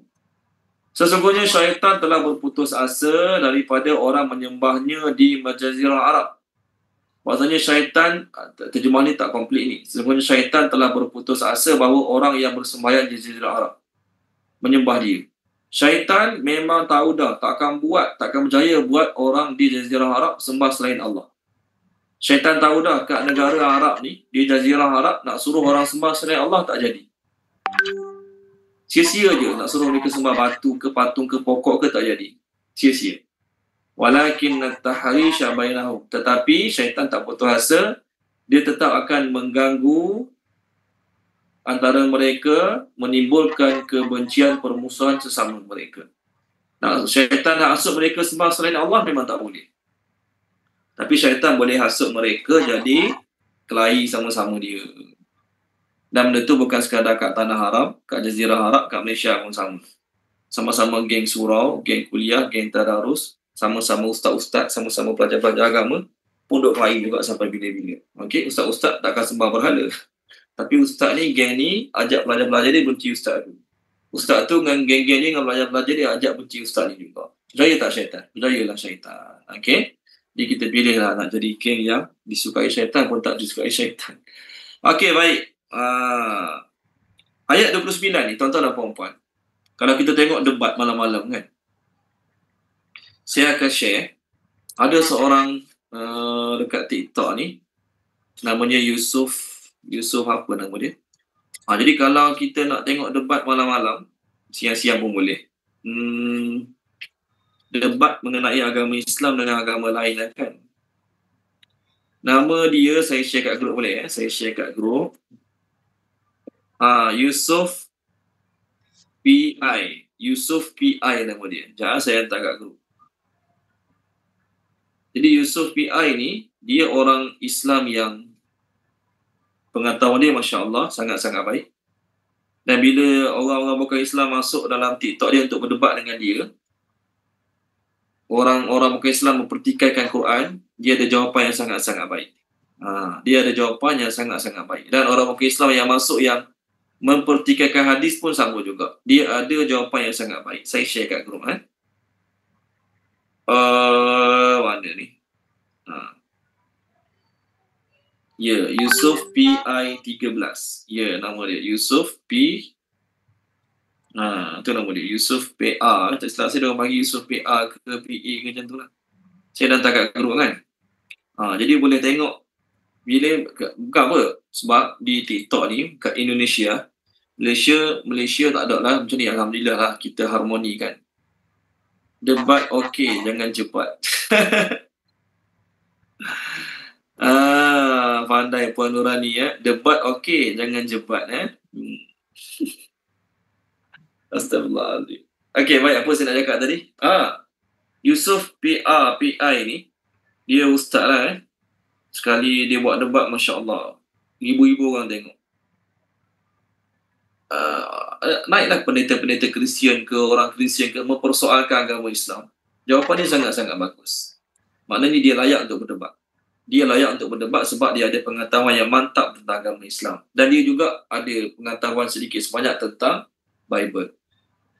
Adapun bila kita tengok belah-belah Kristian pula, pendebatnya pendeta Kristian. Dan orang Islam yang masuk berdebat tu orang jahil macam kita. Orang Islam yang masuk nak berdebat, berhujah dengan mereka tu orang jahil macam kita. Jadi kena apa dia panggil kena hentam bodoh-bodoh je. Kena hentam bodoh-bodoh je. Ilmu tak kuat, ilmu tak mantap, nak pergi berdebat. Saya pun kalau ada orang ajak tak berani lagi. Okay. Ilmu Quran pun kita tak mahir sepenuhnya lagi. Tiba-tiba, macam Dr. Zakir Naik. Macam Dr. Zakir Naik. Cuma dia tak sampai tahap tu lah. Okay. Tapi boleh tengok. Saya dah share kat grup, boleh tengok. Dia malam-malam lagi, pukul 10-11 lagi, adalah dia berdebat. Jawapan dia memang sangat menarik lah. Dan Alhamdulillah, pernah saya tengok debat dia tu, masa dalam debat tu, ada orang-orang yang bukan Islam masuk Islam. Kerana setiap persoalan yang ditimbulkan, orang bukan Islam tu timbulkan, dia ada jawapan. Memang sangat menarik. Okay, baik. Kenapa saya cerita macam tu? Sebab antara poin yang orang bukan Islam guna untuk mengatakan, antara poin lah yang orang bukan Islam guna mengatakan agama Islam ni agama mengajar kekerasan. Agama Islam ni kalau dia pegang kuasa, mereka mengatakan lah, orang Islam ni kalau dia berkuasa, nescaya dia akan bunuh semua orang lain. Bila tanya kenapa? Tu kitab kamu ajar. Mana kitab saya ajar? Dia pun baca ayat ni. Yakinlah kalau kita tengok debat antara Islam bukan Islam, antara ayat yang mereka akan keluarkan, ayat yang mereka akan gunakan, ayat 29 surah At-Taubah. Ayat ni mereka akan gunakan, keluarkan untuk mengatakan agama kita tidak bertoleransi dengan agama lain. Agama kita mengajar suruh bunuh semua agama lain. Bila kita tanya kenapa? Ni dalil dia. Jadi kalau tak faham jalan cerita, tak tahu kenapa Allah turunkan ayat ni, memang kita pun lah. Macam mana nak jawab? Betul kan? Macam mana nak jawab? Okay, Dr. Zakir Naik pun pernah dia tanya soalan macam ni. Jadi Dr. Zakir Naik jawab mudah. Ayat ni turun situasi perang. Bila berada pada situasi perang, tak kisahlah awak siapa saja, maka mesti kena bunuh. Okay, baik. Kita bincang balik. Apa sebabun nuzul ataupun ceritanya boleh Allah Ta'ala turunkan ayat sedemikian. Okay, apa yang menyebabkan Allah Ta'ala menurunkan ayat sedemikian. Okay. Allah berfirman, dalam ayat ini ada 3 golongan. Pertama, orang tidak beriman pada Allah dan hari akhirat. Orang yang tidak beriman pada Allah dan hari akhirat dan mereka tidak mengharamkan apa yang Allah Ta'ala haramkan. Itu adalah orang musyrikin. Okay? Tengok, Allah kata, perangilah orang-orang yang tidak beriman pada Allah dan hari akhirat dan tidak mengharamkan apa yang Allah Ta'ala dan Rasulnya haramkan. Itulah orang musyrikin. Itu satu. Yang kedua, perangilah orang yang tidak beragama dengan agama yang benar. Kerana Yahudi dan Nasrani, senang ceritalah Yahudi dan Nasrani, mereka percaya ada hari akhirat. Mereka beriman tak pada Allah? Yes, mereka beriman. Allah ada. Mereka beriman tak hari akhirat? Mereka beriman. Hari akhirat ada. Cumanya di selain Allah ada lagi Tuhan lain. Selain Allah ada lagi isteri Tuhan atau Tuhan bagi mereka. Bagi mereka akhirat ada, ya. Bagi mereka akhirat ada. Beza dengan orang musyrikin tak ada akhirat langsung. Jadi dengan orang musyrikin Mekah Allah suruh perangi sahaja. Adapun dengan orang yang ahli kitab yang tidak beragama dengan agama yang benar, Allah suruh perangi mereka sampailah mereka bayar jizyah dalam keadaan mereka tunduk patuh, dalam keadaan mereka orang yang hina. Maksudnya jizyah hanya boleh diambil daripada orang musyrikin. Orang ahli kitab, jizyah hanya boleh diambil daripada ahli kitab. Orang musyrikin tak boleh ambil. Baik. Kita tengok sebab-sebab. Adakah ayat ni Allah suruh perangi ahli kitab? Tidak. Agama Islam memuliakan ahli kitab. Agama Islam memandang tinggi ahli kitab. Sehingga kalau ada orang musyrikin yang tak percaya tentang apa Islam turunkan, tak percaya tentang apa Islam sampaikan, Allah suruh orang musyrikin pergi tanya orang yang tahu kalau kamu tak tahu. Allah suruh orang musyrikin pergi tanya orang yang tahu kalau kamu tak tahu. Jadi bagi Al-Quran, kalau orang musyrikin Mekah tak percaya kat Nabi Muhammad, tak percaya apa Nabi sampaikan, okay, fine. Kamu pergi tanya orang yang tahu kalau kamu tak tahu. Jadi Al-Quran menamakan ahli kitab sebagai orang yang tahu. Tolong baca Dr. Nurziah boleh? Dr. Nurziah tolong baca surah surah apa ya? Surah Al-Anbiya. Surah Anbiya. Al-Anbiya saya cari ya. Al-Anbiya. Okay. Fas'alu al-zik in kuntum la ta'lamun. Ayat 7.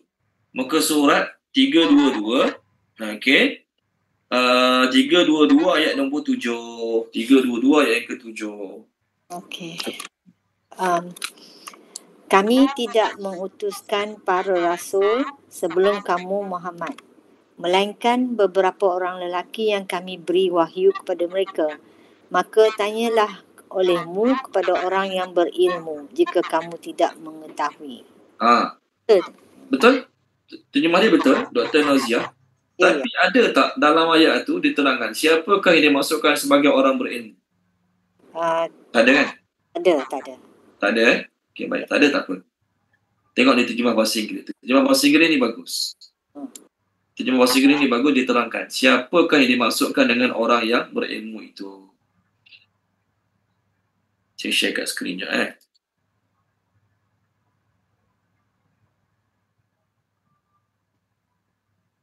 Yang dimaksudkan dengan orang berilmu kat sini adalah people of the reminder, scriptures, the Taurat, the Injil. Okay? Ahli zikri. Ini terjemah yang dibaca oleh Dr. Nurziah tadi. Maksudnya people of the book kah? Ya, people of the book. Dia kat skrin, tengok So, ask the people of the reminder, the scripture, the Taurat, the Injil, if you do not know. Okay, jadi maksud Allah Ta'ala memuliakan ahli kitab, memuliakan. Berbanding dengan orang musyrikin, Allah suruh musyrikin kalau kamu tak percayakan Nabi Muhammad, pergilah tanya ahli kitab. Sebab mereka di kalangan orang yang tahu. Jadi adakah Allah menyuruh kita membaca ahli kitab? Tidak. Bahkan dalam ayat 5 surah Al-Ma'idah, Allah kata boleh kahwin dengan ahli kitab, boleh makan sembelihan mereka. Ada syarat-syaratnya lah. Jangan tengok ayat itu terus beramat, ada syarat-syarat terperinci. Jadi, adakah Allah menyuruh kita orang Islam memerangi ahli kitab? Tidak. Tidak. Allah tak pernah suruh kita memerangi ahli kitab. Yahudi baik, Nasrani baik. Tanpa apa-apa alasan. Jika mana Rasulullah SAW pindah ke Madinah, apa Rasulullah buat dengan orang Yahudi Madinah yang menjadi tetangga mereka? Rasulullah buat perjanjian damai, hidup aman damai. Orang Islam tak serang mereka, mereka takkan serang orang Islam. Orang Islam tak akan bantu mana-mana puak untuk memerangi mereka. Mereka juga tak boleh bersekongkol membantu mana-mana puak memerangi orang Islam. Tapi kat Madinah, orang Yahudi yang melanggar janji. Orang Yahudi yang mengkhianati janji. Jadi katakanlah orang Yahudi berpegang pada janji, sampai sekarang mereka tak akan keluar pada Madinah. Jadi kenapa Yahudi diusir, diperangi kat Madinah? sebab mereka melanggar janji. Padahal Rasulullah SAW datang ke Madinah buat perjanjian damai dengan mereka. Nabi tak kata apa, nanti lepas 10 tahun kau kena keluar, lepas 15 tahun kau kena keluar. Tidak mengatakan sedemikian. Akhirnya Rasulullah SAW mengusir Bani Nadir mula-mula, kemudian Bani Quraizah, Bani Qainuqa dan juga Bani Quraizah. 3 tu. Last sekali Rasulullah SAW keluar ke Khaybar pun Rasulullah SAW takluk, binasakan orang Yahudi di Madinah. Sekarang tinggal orang Nasrani. Kat Mekah, Madinah, di Jazirah Arab, masa tu memang ramai orang-orang Nasrani. Okey? Mula-mula hubungan orang Islam dengan orang Nasrani ni baik. Kenapa orang Islam dengan orang Nasrani baik? Sebab orang Islam dengan orang Nasrani Jazirah Arab, mereka sama-sama bangsa Arab. Mereka sama-sama bangsa Arab. Orang Yahudi mereka bangsa lain. Okey, mereka bangsa lain. Orang Nasrani mereka bangsa Arab. Cuma mereka meluk agama Nasrani. Okey. Mula-mula hubungan Nabi dan orang Islam dengan orang Nasrani sangat baik. Sebab tu Nabi SAW berani suruh sahabat-sahabat baginda hijrah ke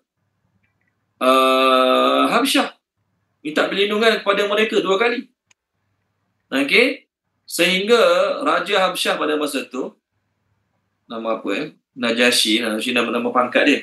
Nama sebenarnya tak ingat lah. Raja Habsyah pada masa tu meluk agama Islam sekali. Dengan rela hati. Bahkan Al-Quran memuji orang-orang Nasrani dalam beberapa tempat. Dalam surah Ma'idah ada, dalam surah banyak lagi lah surah lain. Surah Ali Imran ada. Al-Quran memuji mereka. Okey.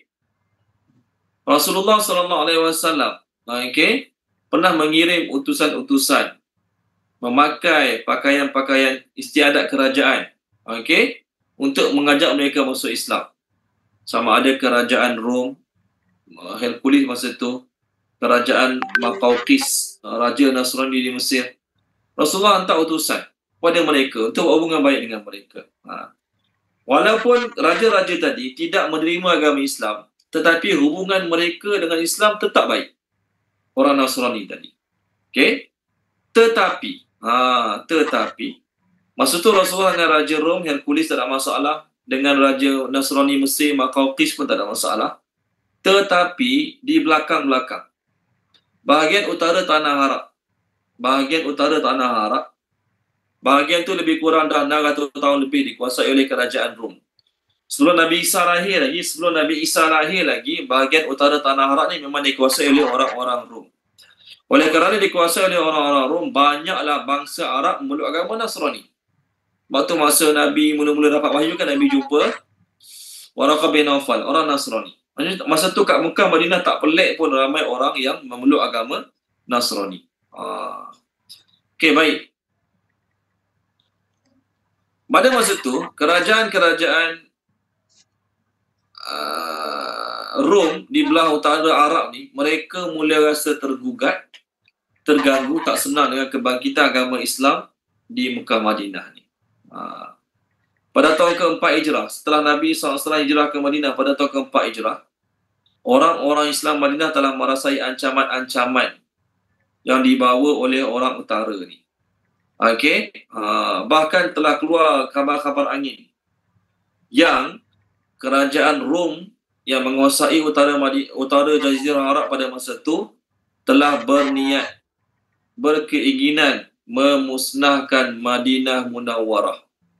Angin uru-uru tu telah timbul. Okey. Di satu tempat namanya Daumatul Jandal. Satu tempat namanya Daumatul Jandal. Ada satu kawasan border yang dikuasai oleh orang-orang Rom, Raja Rom.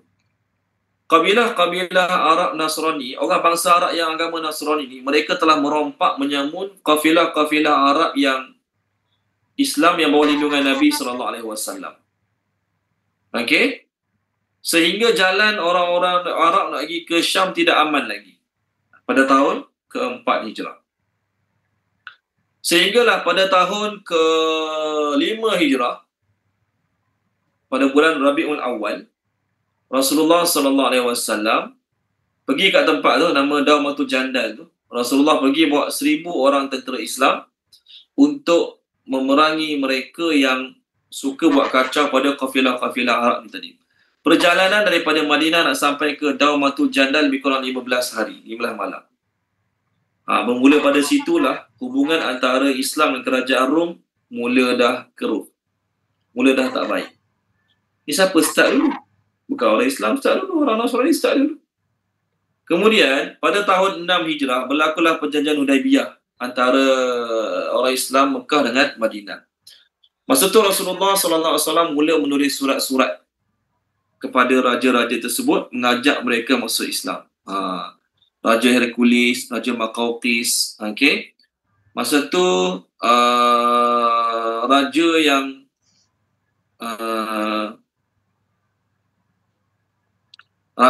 di bawah pelindung, ada seorang raja ni, dia bawah kerajaan Raja Rom. Namanya adalah Al-Haris bin Abu Syamir di Damaskus. Okey. Dia ni di bawah perlindungan kerajaan Rom.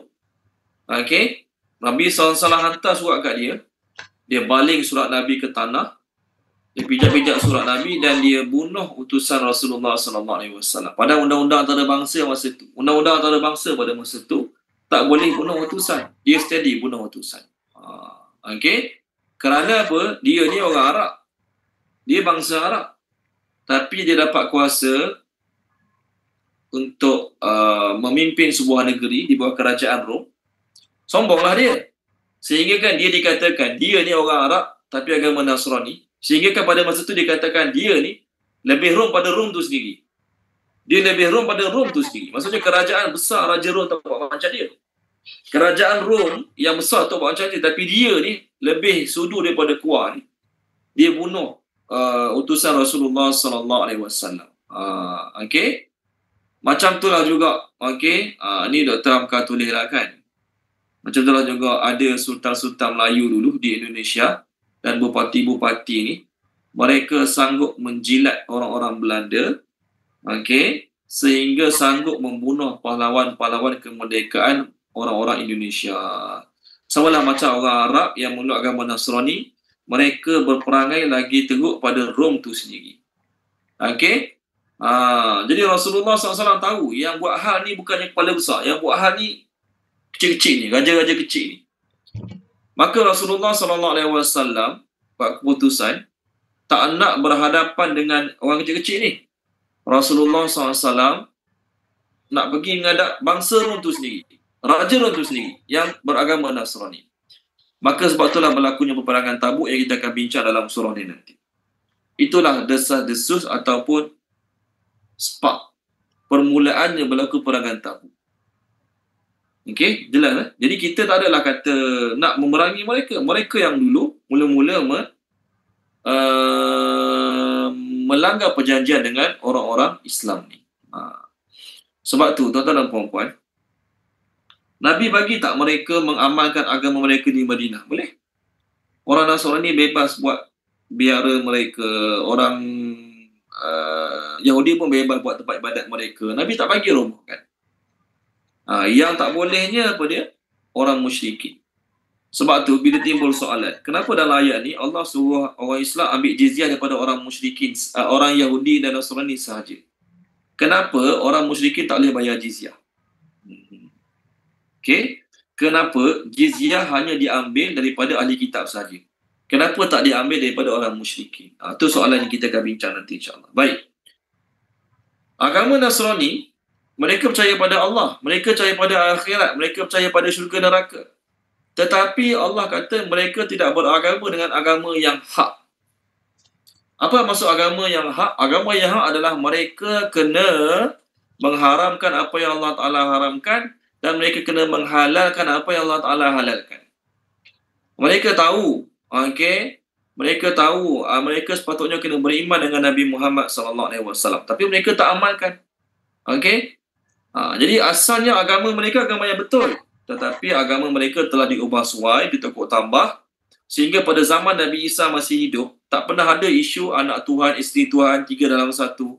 Lebih kurang 100 tahun hingga 200 tahun setelah kewafat Nabi Isa diangkat ke langit, barulah timbul ajaran pelik-pelik, ajaran yang menganggap Nabi Isa itu sebagai anak Tuhan. Maka Allah kata dengan golongan macam ni, kalau mereka nak hidup dengan aman di bawah kekuasaan kamu, wahai Muhammad, mereka kena bayar jizyah. Mereka kena bayar jizyah. Jadi ayat ni kalau orang tanya kita, kita kata Allah bukan suruh perangi saja-saja.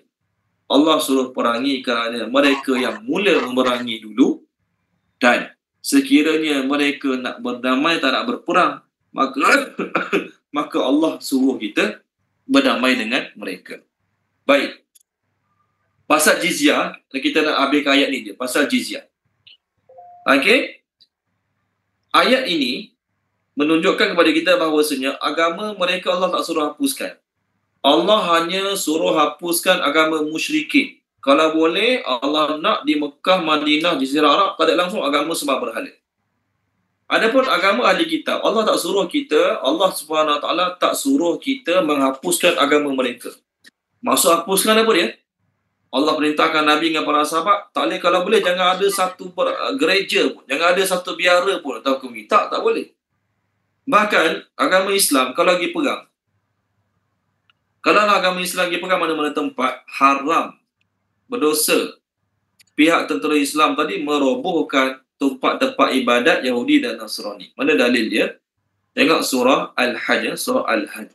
Tolong baca Puan Amirah boleh? Puan Amirah tolong baca surah Al-Hajj.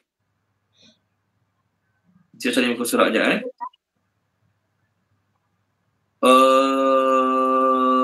Surah Al-Hajj.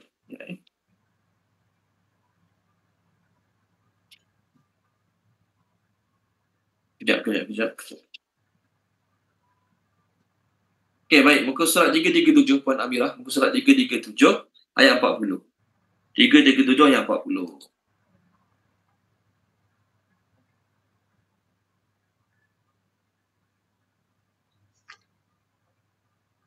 A'udzubillahi, iaitu orang yang telah diusir dari kampung halaman mereka tanpa alasan yang benar, kecuali kerana mereka berkata, Tuhan kami hanyalah Allah, dan sekiranya Allah tidak menolak, iaitu keganasan, sebahagian manusia dengan sebahagian lain, tentulah dirobohkan biara-biara Nasrani, gereja-gereja, rumah-rumah ibadah orang Yahudi dan masjid-masjid yang di dalamnya banyak disebut nama Allah. Sesungguhnya Allah pasti akan menolong orang yang menolong agamanya. Sesungguhnya Allah Maha Kuat lagi Maha Besar. Okey, terima kasih Puan Amirah. Tengoklah. Allah kata kalau Allah tidak menolak keganasan manusia sebahagian terhadap sebahagian yang lain, nescaya habis hancur gereja-gereja, biara-biara, rumah ibadat Yahudi dan Nasrani. Ayat ini menunjukkan bahawasanya tak boleh orang Islam suka-suka nak robohkan rumah ibadat mereka. Okey, nampak? Ini mereka yang dijajah oleh kerajaan Islam, mereka yang nak berdamai kena bayar jizyah. Jizyah ni apa dia? Satu wang sebagai tanda yang mereka sanggup tunduk kepada pemerintahan Islam. Okey? Bayaran untuk, bukan bayaran tanah, bukan bayaran rumah, tapi bayaran untuk individu. Maknanya setiap ahli kitab yang duduk kat negara Islam, bila mereka sanggup bayar jizyah, haram bagi mana-mana orang Islam mengacau mereka, mengganggu mereka, merampas tanah atau harta mereka. Okey? Dalam zaman para sahabat radhiyallahu anhum, okey, apabila mereka kepung satu negeri, satu negara, mula-mula mereka hantar surat. Mereka ajak mereka masuk Islam. Jadi kalau mereka masuk Islam, maka hak mereka sama dengan hak orang Islam yang lain. Kewajipan pun sama. Tak ada beza. Mereka kena sembahyang, wajib bayar zakat, wajib puasa. Okey? Dan martabat mereka sama tinggi martabat Islam juga, kalau mereka masuk Islam. Tapi kalau ahli kitab tersebut, mereka tak nak meluk agama Islam. Bila mereka ditawan, mereka tak nak meluk agama Islam. Maka, mereka tak nak meluk agama Islam. Mereka tidak akan dihalang daripada memeluk agama mereka, dan mereka tidak boleh dihalang meneruskan upacara keagamaan mereka. Okey? Mereka tetap dihalang. Mereka tak boleh dihalang. Mereka tetap dibiarkan meneruskan upacara-upacara keagamaan mereka, tetapi mereka kena bayar jizyah. Jizyah tu bukan nak kaya pun. Bukan orang Islam nak kaya dengan sebab jizyah mereka, tak. orang Islam kaya lah. Sebab apa? Sebab orang bukan Islam kena bayar jizyah. Tak. Jizyah tu hanyalah sekadar tanda mereka nak sanggup patuh pada undang-undang negara Islam, dan wang mereka bayar tu wang untuk jaminan yang mereka punya harta dan darah dilindungi, harta dan darah mereka dilindungi di negara Islam tersebut. Maknanya kalau ada orang luar datang, orang luar negara datang nak serang mereka, wajib bagi pihak pemerintah melindungi nyawa data mereka juga. Tak bolehlah bila orang luar datang serang mereka, Raja Islam kata apa? Biarlah nak bunuh-bunuh orang Islam pun. Tak boleh. Sebab mereka dah bayar jizyah, maka mereka berhak dapat keamanan, keselamatan dan perlindungan daripada kerajaan Islam itu sendiri. Okey? Ada seorang khalifah ke governor lah. Namanya Utbah bin Furqud. Dia adalah governor dilantik oleh Umar Al-Khattab untuk jadi governor dekat Azerbaijan. Nama tempat tu Azerbaijan kan. Okey, jadi dia beritahu semua rakyat dia berhak dapat keamanan, okey, berhak mengamalkan amalan agama masing-masing dengan syarat wajib kena bayar jizyah, dan jizyah yang dia tentukan pada zaman tu hanyalah ikut sekadar kemampuan masing-masing. Ikut sekadar kemampuan masing-masing. Orang Islam tak bayar jizyah, wajib bayar zakat. Tapi orang bukan Islam, ahli kitab yang duduk kat negara dia ni, duduk kat negeri Utbah bin Furqud ni, di Azerbaijan ni, kalau mereka mampu bayar jizyah, bayarlah sekadar mereka mampu. Tetapi tahun tu, kalaulah orang Yahudi ataupun Nasrani yang join peperangan dengan tentera Islam untuk melindungi negara, kalau tahun tu mereka dengan sukarela join peperangan, maka tak perlu bayar jizyah pada tahun tersebut. Okey, tak perlu bayar jizyah pada tahun tersebut. Ada satu perjanjian yang lagi tegas yang pernah dibuat antara Khalid bin Walid dengan Salubah bin Nasuna, iaitu ketua kaum Nasrani di Furat. Mereka buat perjanjian bahawasanya mereka akan bayar jizyah pada Khalid bin Walid, dan mereka minta Khalid bin Walid menjamin keamanan mereka. Okey. Dalam surat yang ditulis antara Khalid Al-Walid dan juga Salubah bin Nasuna ni, orang Nasrani di Furat, dia tulis apa? Khalid Al-Walid tulis, aku berjanji memberi keamanan kepada kamu dengan bila kamu membayar jizyah. Maka selama mana kami masih boleh protect kamu, wajib kamu bayar jizyah. Tapi kalau kamu tengok kami dah tak mampu nak protect kamu, nak lindungi kamu daripada serangan luar, orang jahat luar, maka kamu tak wajib lagi bayar jizyah. Ini ditulis pada tahun ke-12 Hijrah pada bulan Safar, lebih kurang setahun dua lepas kewafatan Rasulullah SAW. Jadi kalau kita tengok sejarah, banyak jumpa surat-surat perjanjian, okey, dalam kitab sirah sejarah, bahawasanya jizyah adalah wang jaminan keamanan. Dengan adanya jizyah tadi, mereka tidak diwajibkan untuk join jihad. Mereka tak adalah kata, kau bila duduk negara aku, bila pergi perang, kau mesti kena pergi perang. Tidak. Cukup dengan mereka bayar jizyah, mereka tak perlu pun turut serta dalam jihad. Okey? Tetapi kalau mereka dengan rela hati, aku nak join perang lah, duduk rumah saja-saja, tak ada apa nak buat, nak join peperangan, dengan rela hati, maka hukum jizyah bagi mereka tidak wajib. Okey? Mereka tak wajib bayar jizyah sebab mereka dah join peperangan. Yang tak nak join perang, aku tak nak perang, bukan negara aku, aku bayar jizyah, beres, tak ada masalah. Cumanya mereka tidak dibenarkan membuat tentera mereka sendiri. Orang Islam pergi perang dengan lawan negara tu, negara ni, dia kata kita geng Yahudi buat tentera kita sendiri, kita tentera Nasrani buat tentera kita sendiri. Tak boleh lah dalam masa tu.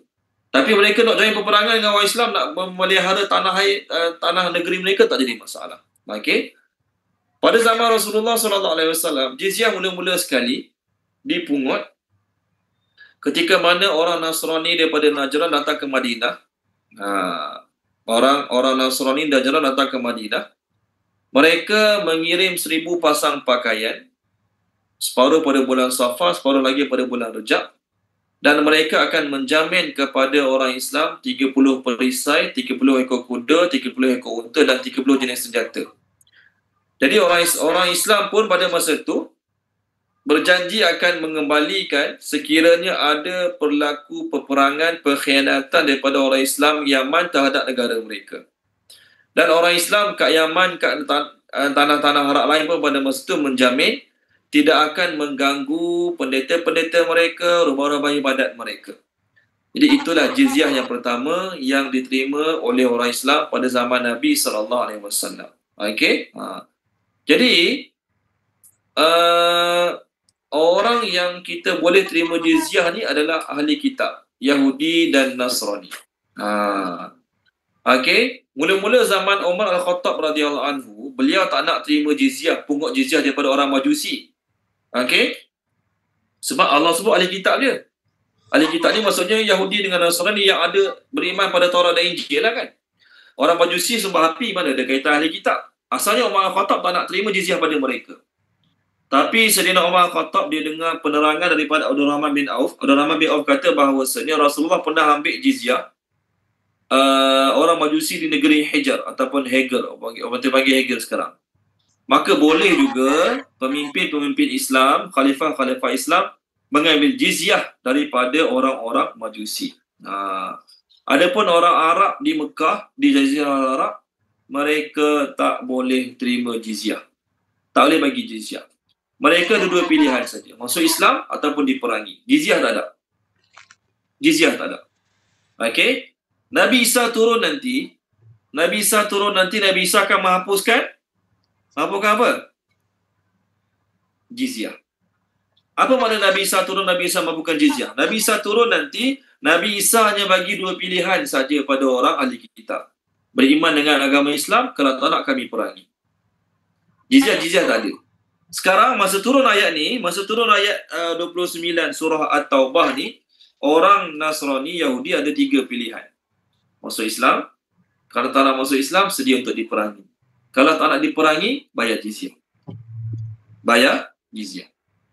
Sekarang lah kan, Nabi Isa turun akhir zaman nanti, Nabi Isa akan menghapuskan jizyah. Maksudnya, mereka hanya ada dua pilihan sahaja. Sekarang mereka ada 3 pilihan. Masuk Islam, kalau tak nak masuk Islam, mereka kena bayar jizyah. Pilihan kedua. Tak nak bayar jizyah, barulah mereka diperangi. Okey, jelas tak? Itu maksud Nabi Isa batalkan jizyah akhir zaman nanti. Okey, baik. Pembayaran, bila orang tu bayar jizyah, maka mereka otomatik jadi kafir zimmi, iaitu orang yang dapat jaminan. Kalau mereka masuk Islam, dengan sendirinya mereka tak wajib bayar jizyah lagi. Cumanya mereka wajib memikul tanggungjawab sebagai seorang Islam lah. Okey? Jadi jizyah ni, tuan-tuan dan puan-puan, rupa-rupanya hanya agama Islam suruh mereka bayar, bukan nak bebankan mereka, beratkan mereka, sebagai tanda setuju daripada pihak mereka. Jizyah ni adalah satu bayaran untuk menunjukkan mereka setuju tunduk di bawah kerajaan pemerintahan Islam. Dan bila mereka bayar, mereka akan bayar free. Mereka bayar untuk jaminan keselamatan diri mereka, keluarga mereka. Sebab tu, tuan-tuan dan puan-puan, agama Islam tidak menentukan berapa mereka kena bayar. Okey? Tak tentukan pun mesti kena bayar berapa. Imam Syafi'i mengatakan, jizyah tu tuan-tuan dan puan-puan, tahu tak berapa Imam Syafi'i kata bayaran jizyah? 1 tahun 1 dinar. Dibayar akhir tahun. 1 dinar ini harga dia. Kejap saja share harga 1 dinar ini. 1 dinar ini harga dia berapa? Setahun 1 dinar je. Bukan setahun ribu-ribu. Kejap mana ni? Ni harga 1 dinar bersamaan dengan 4.25 gram. 1 dinar bersamaan dengan 4.25 gram. Hari ni harga emas dah 600 lebih 1 gram. Jadi 4.25 gram lebih kurang dalam 2006, 2007. Okey, 2006. Harga 1 dinar lebih kurang 2,600. Bayaran untuk hari ni.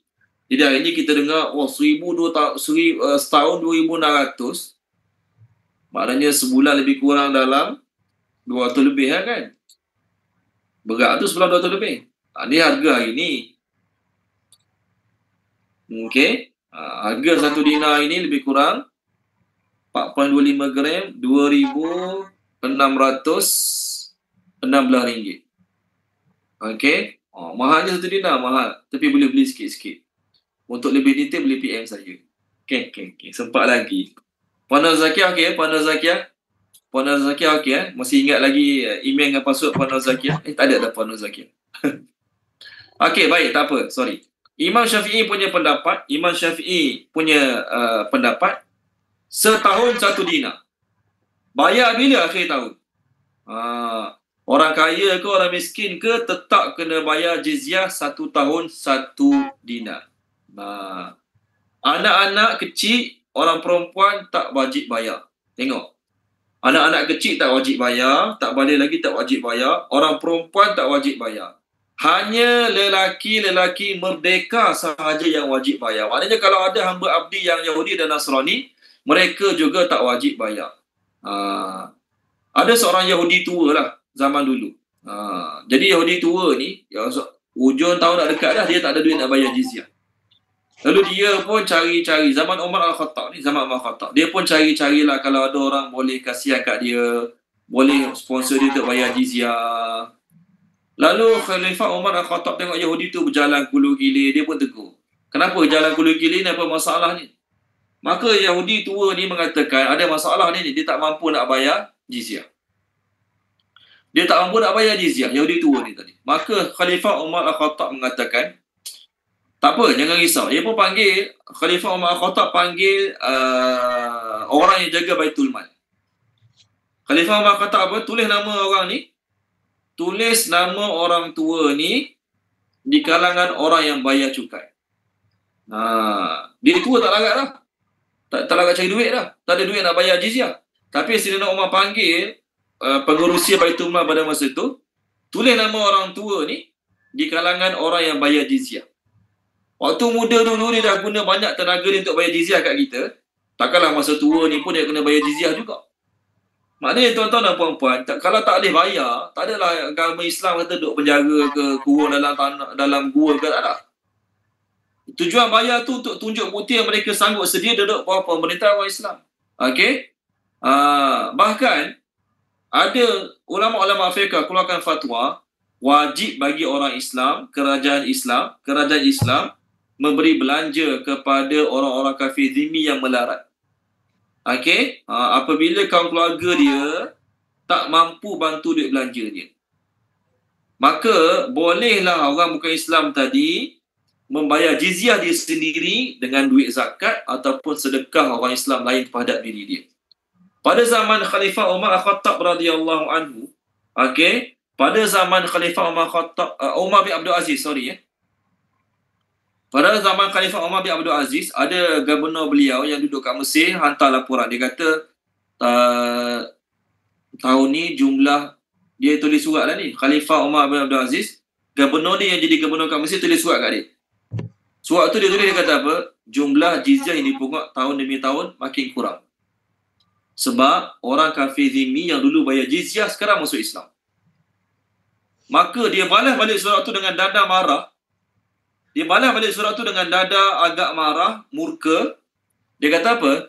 Engkau diangkat jadi ketua dekat Mesir, gubernur, bukan nak suruh pungut jizyah banyak-banyak.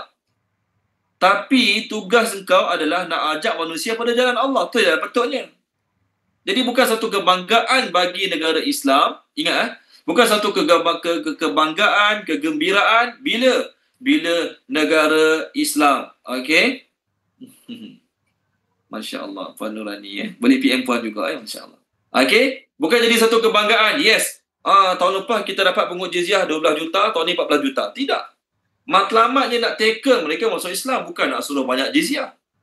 Sebab bila orang kafir ini masuk Islam, mereka tak wajib lagi bayar jizyah.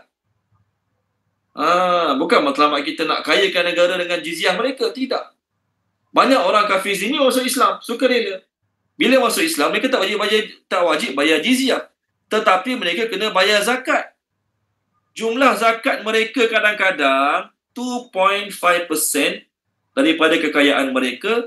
Kadang-kadang lagi banyak pada 1 dinar. Kalau mereka bayar jizyah 1 dinar saja. Kalau mereka yang kaya-kaya ni, orang Yahudi dan Nasrani yang kaya, kalau kena bayar jizyah kat negara Islam, 1 dinar je. Tapi kalau mereka masuk Islam, kadang-kadang zakat mereka yang mereka kena bayar setiap tahun lagi banyak pada 1 dinar. Kerana apa? Kerana mereka sendiri dengan rela hati nak masuk Islam. Okey? Dan kalaulah mereka bayar jizyah, orang kafir zimmi tadi, mereka tak wajib join peperangan. Mau nak perang-perang, aku dah bayar jizyah, pandai-pandai. Tapi bila mereka masuk Islam, datang perintah jihad, mereka wajib pergi tak? Soalan. Bila mereka masuk Islam, memang mereka tak wajib bayar jizyah. Tapi bila datang seruan jihad, mereka wajib pergi tak? Wajib. Wajib pergi. Jadi kalau mereka nak fikir untung, tak payah masuk Islam, bayar jizyah je lah. Ini menunjukkan bahawasanya matlamat kita bukan nak dapat duit banyak. Matlamat kita nak tarik mereka pada agama Islam. Jadi bayaran tu bukan nak kaya pun. Sebab tu tidak berbeza-beza di kalangan mazhab. Berapa kena bayar? Bak zakat, fix 1/40 bak zakat. Bak jizyah, mana ada? Mesti kena banyak ni, mesti kena. Tak. Terpulang pada pemerintah nak tentukan berapa. Okey? Dan, tengok kalaulah mereka kafir zimmi tapi mereka nak join tentera, boleh, tak ada masalah. Kerana apa, tuan-tuan dan puan-puan? Bila Islam buat macam tu, ruang lagi besar pada orang Islam untuk bermuamalah dengan mereka, mengajak mereka. Okey? Kerana apa? Mereka masuk Islam tu kerana keadilan, bukan dengan paksaan. Okey, zaman Rasulullah SAW, orang Nasrani mereka hidup dengan aman. Tak ada masalah. Okey. Amru bin Al-As adalah orang yang Rasulullah SAW hantar untuk takluk Mesir.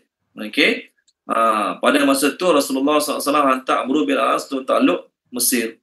Jadi tuan-tuan dan puan-puan, masa beliau takluk Mesir, beliau guna undang-undang yang sama. Tak wajib masuk Islam, wajib bayar jizyah bagi yang mampu. Lelaki yang dah balik merdeka sahaja yang wajib bayar jizyah kalau mampu.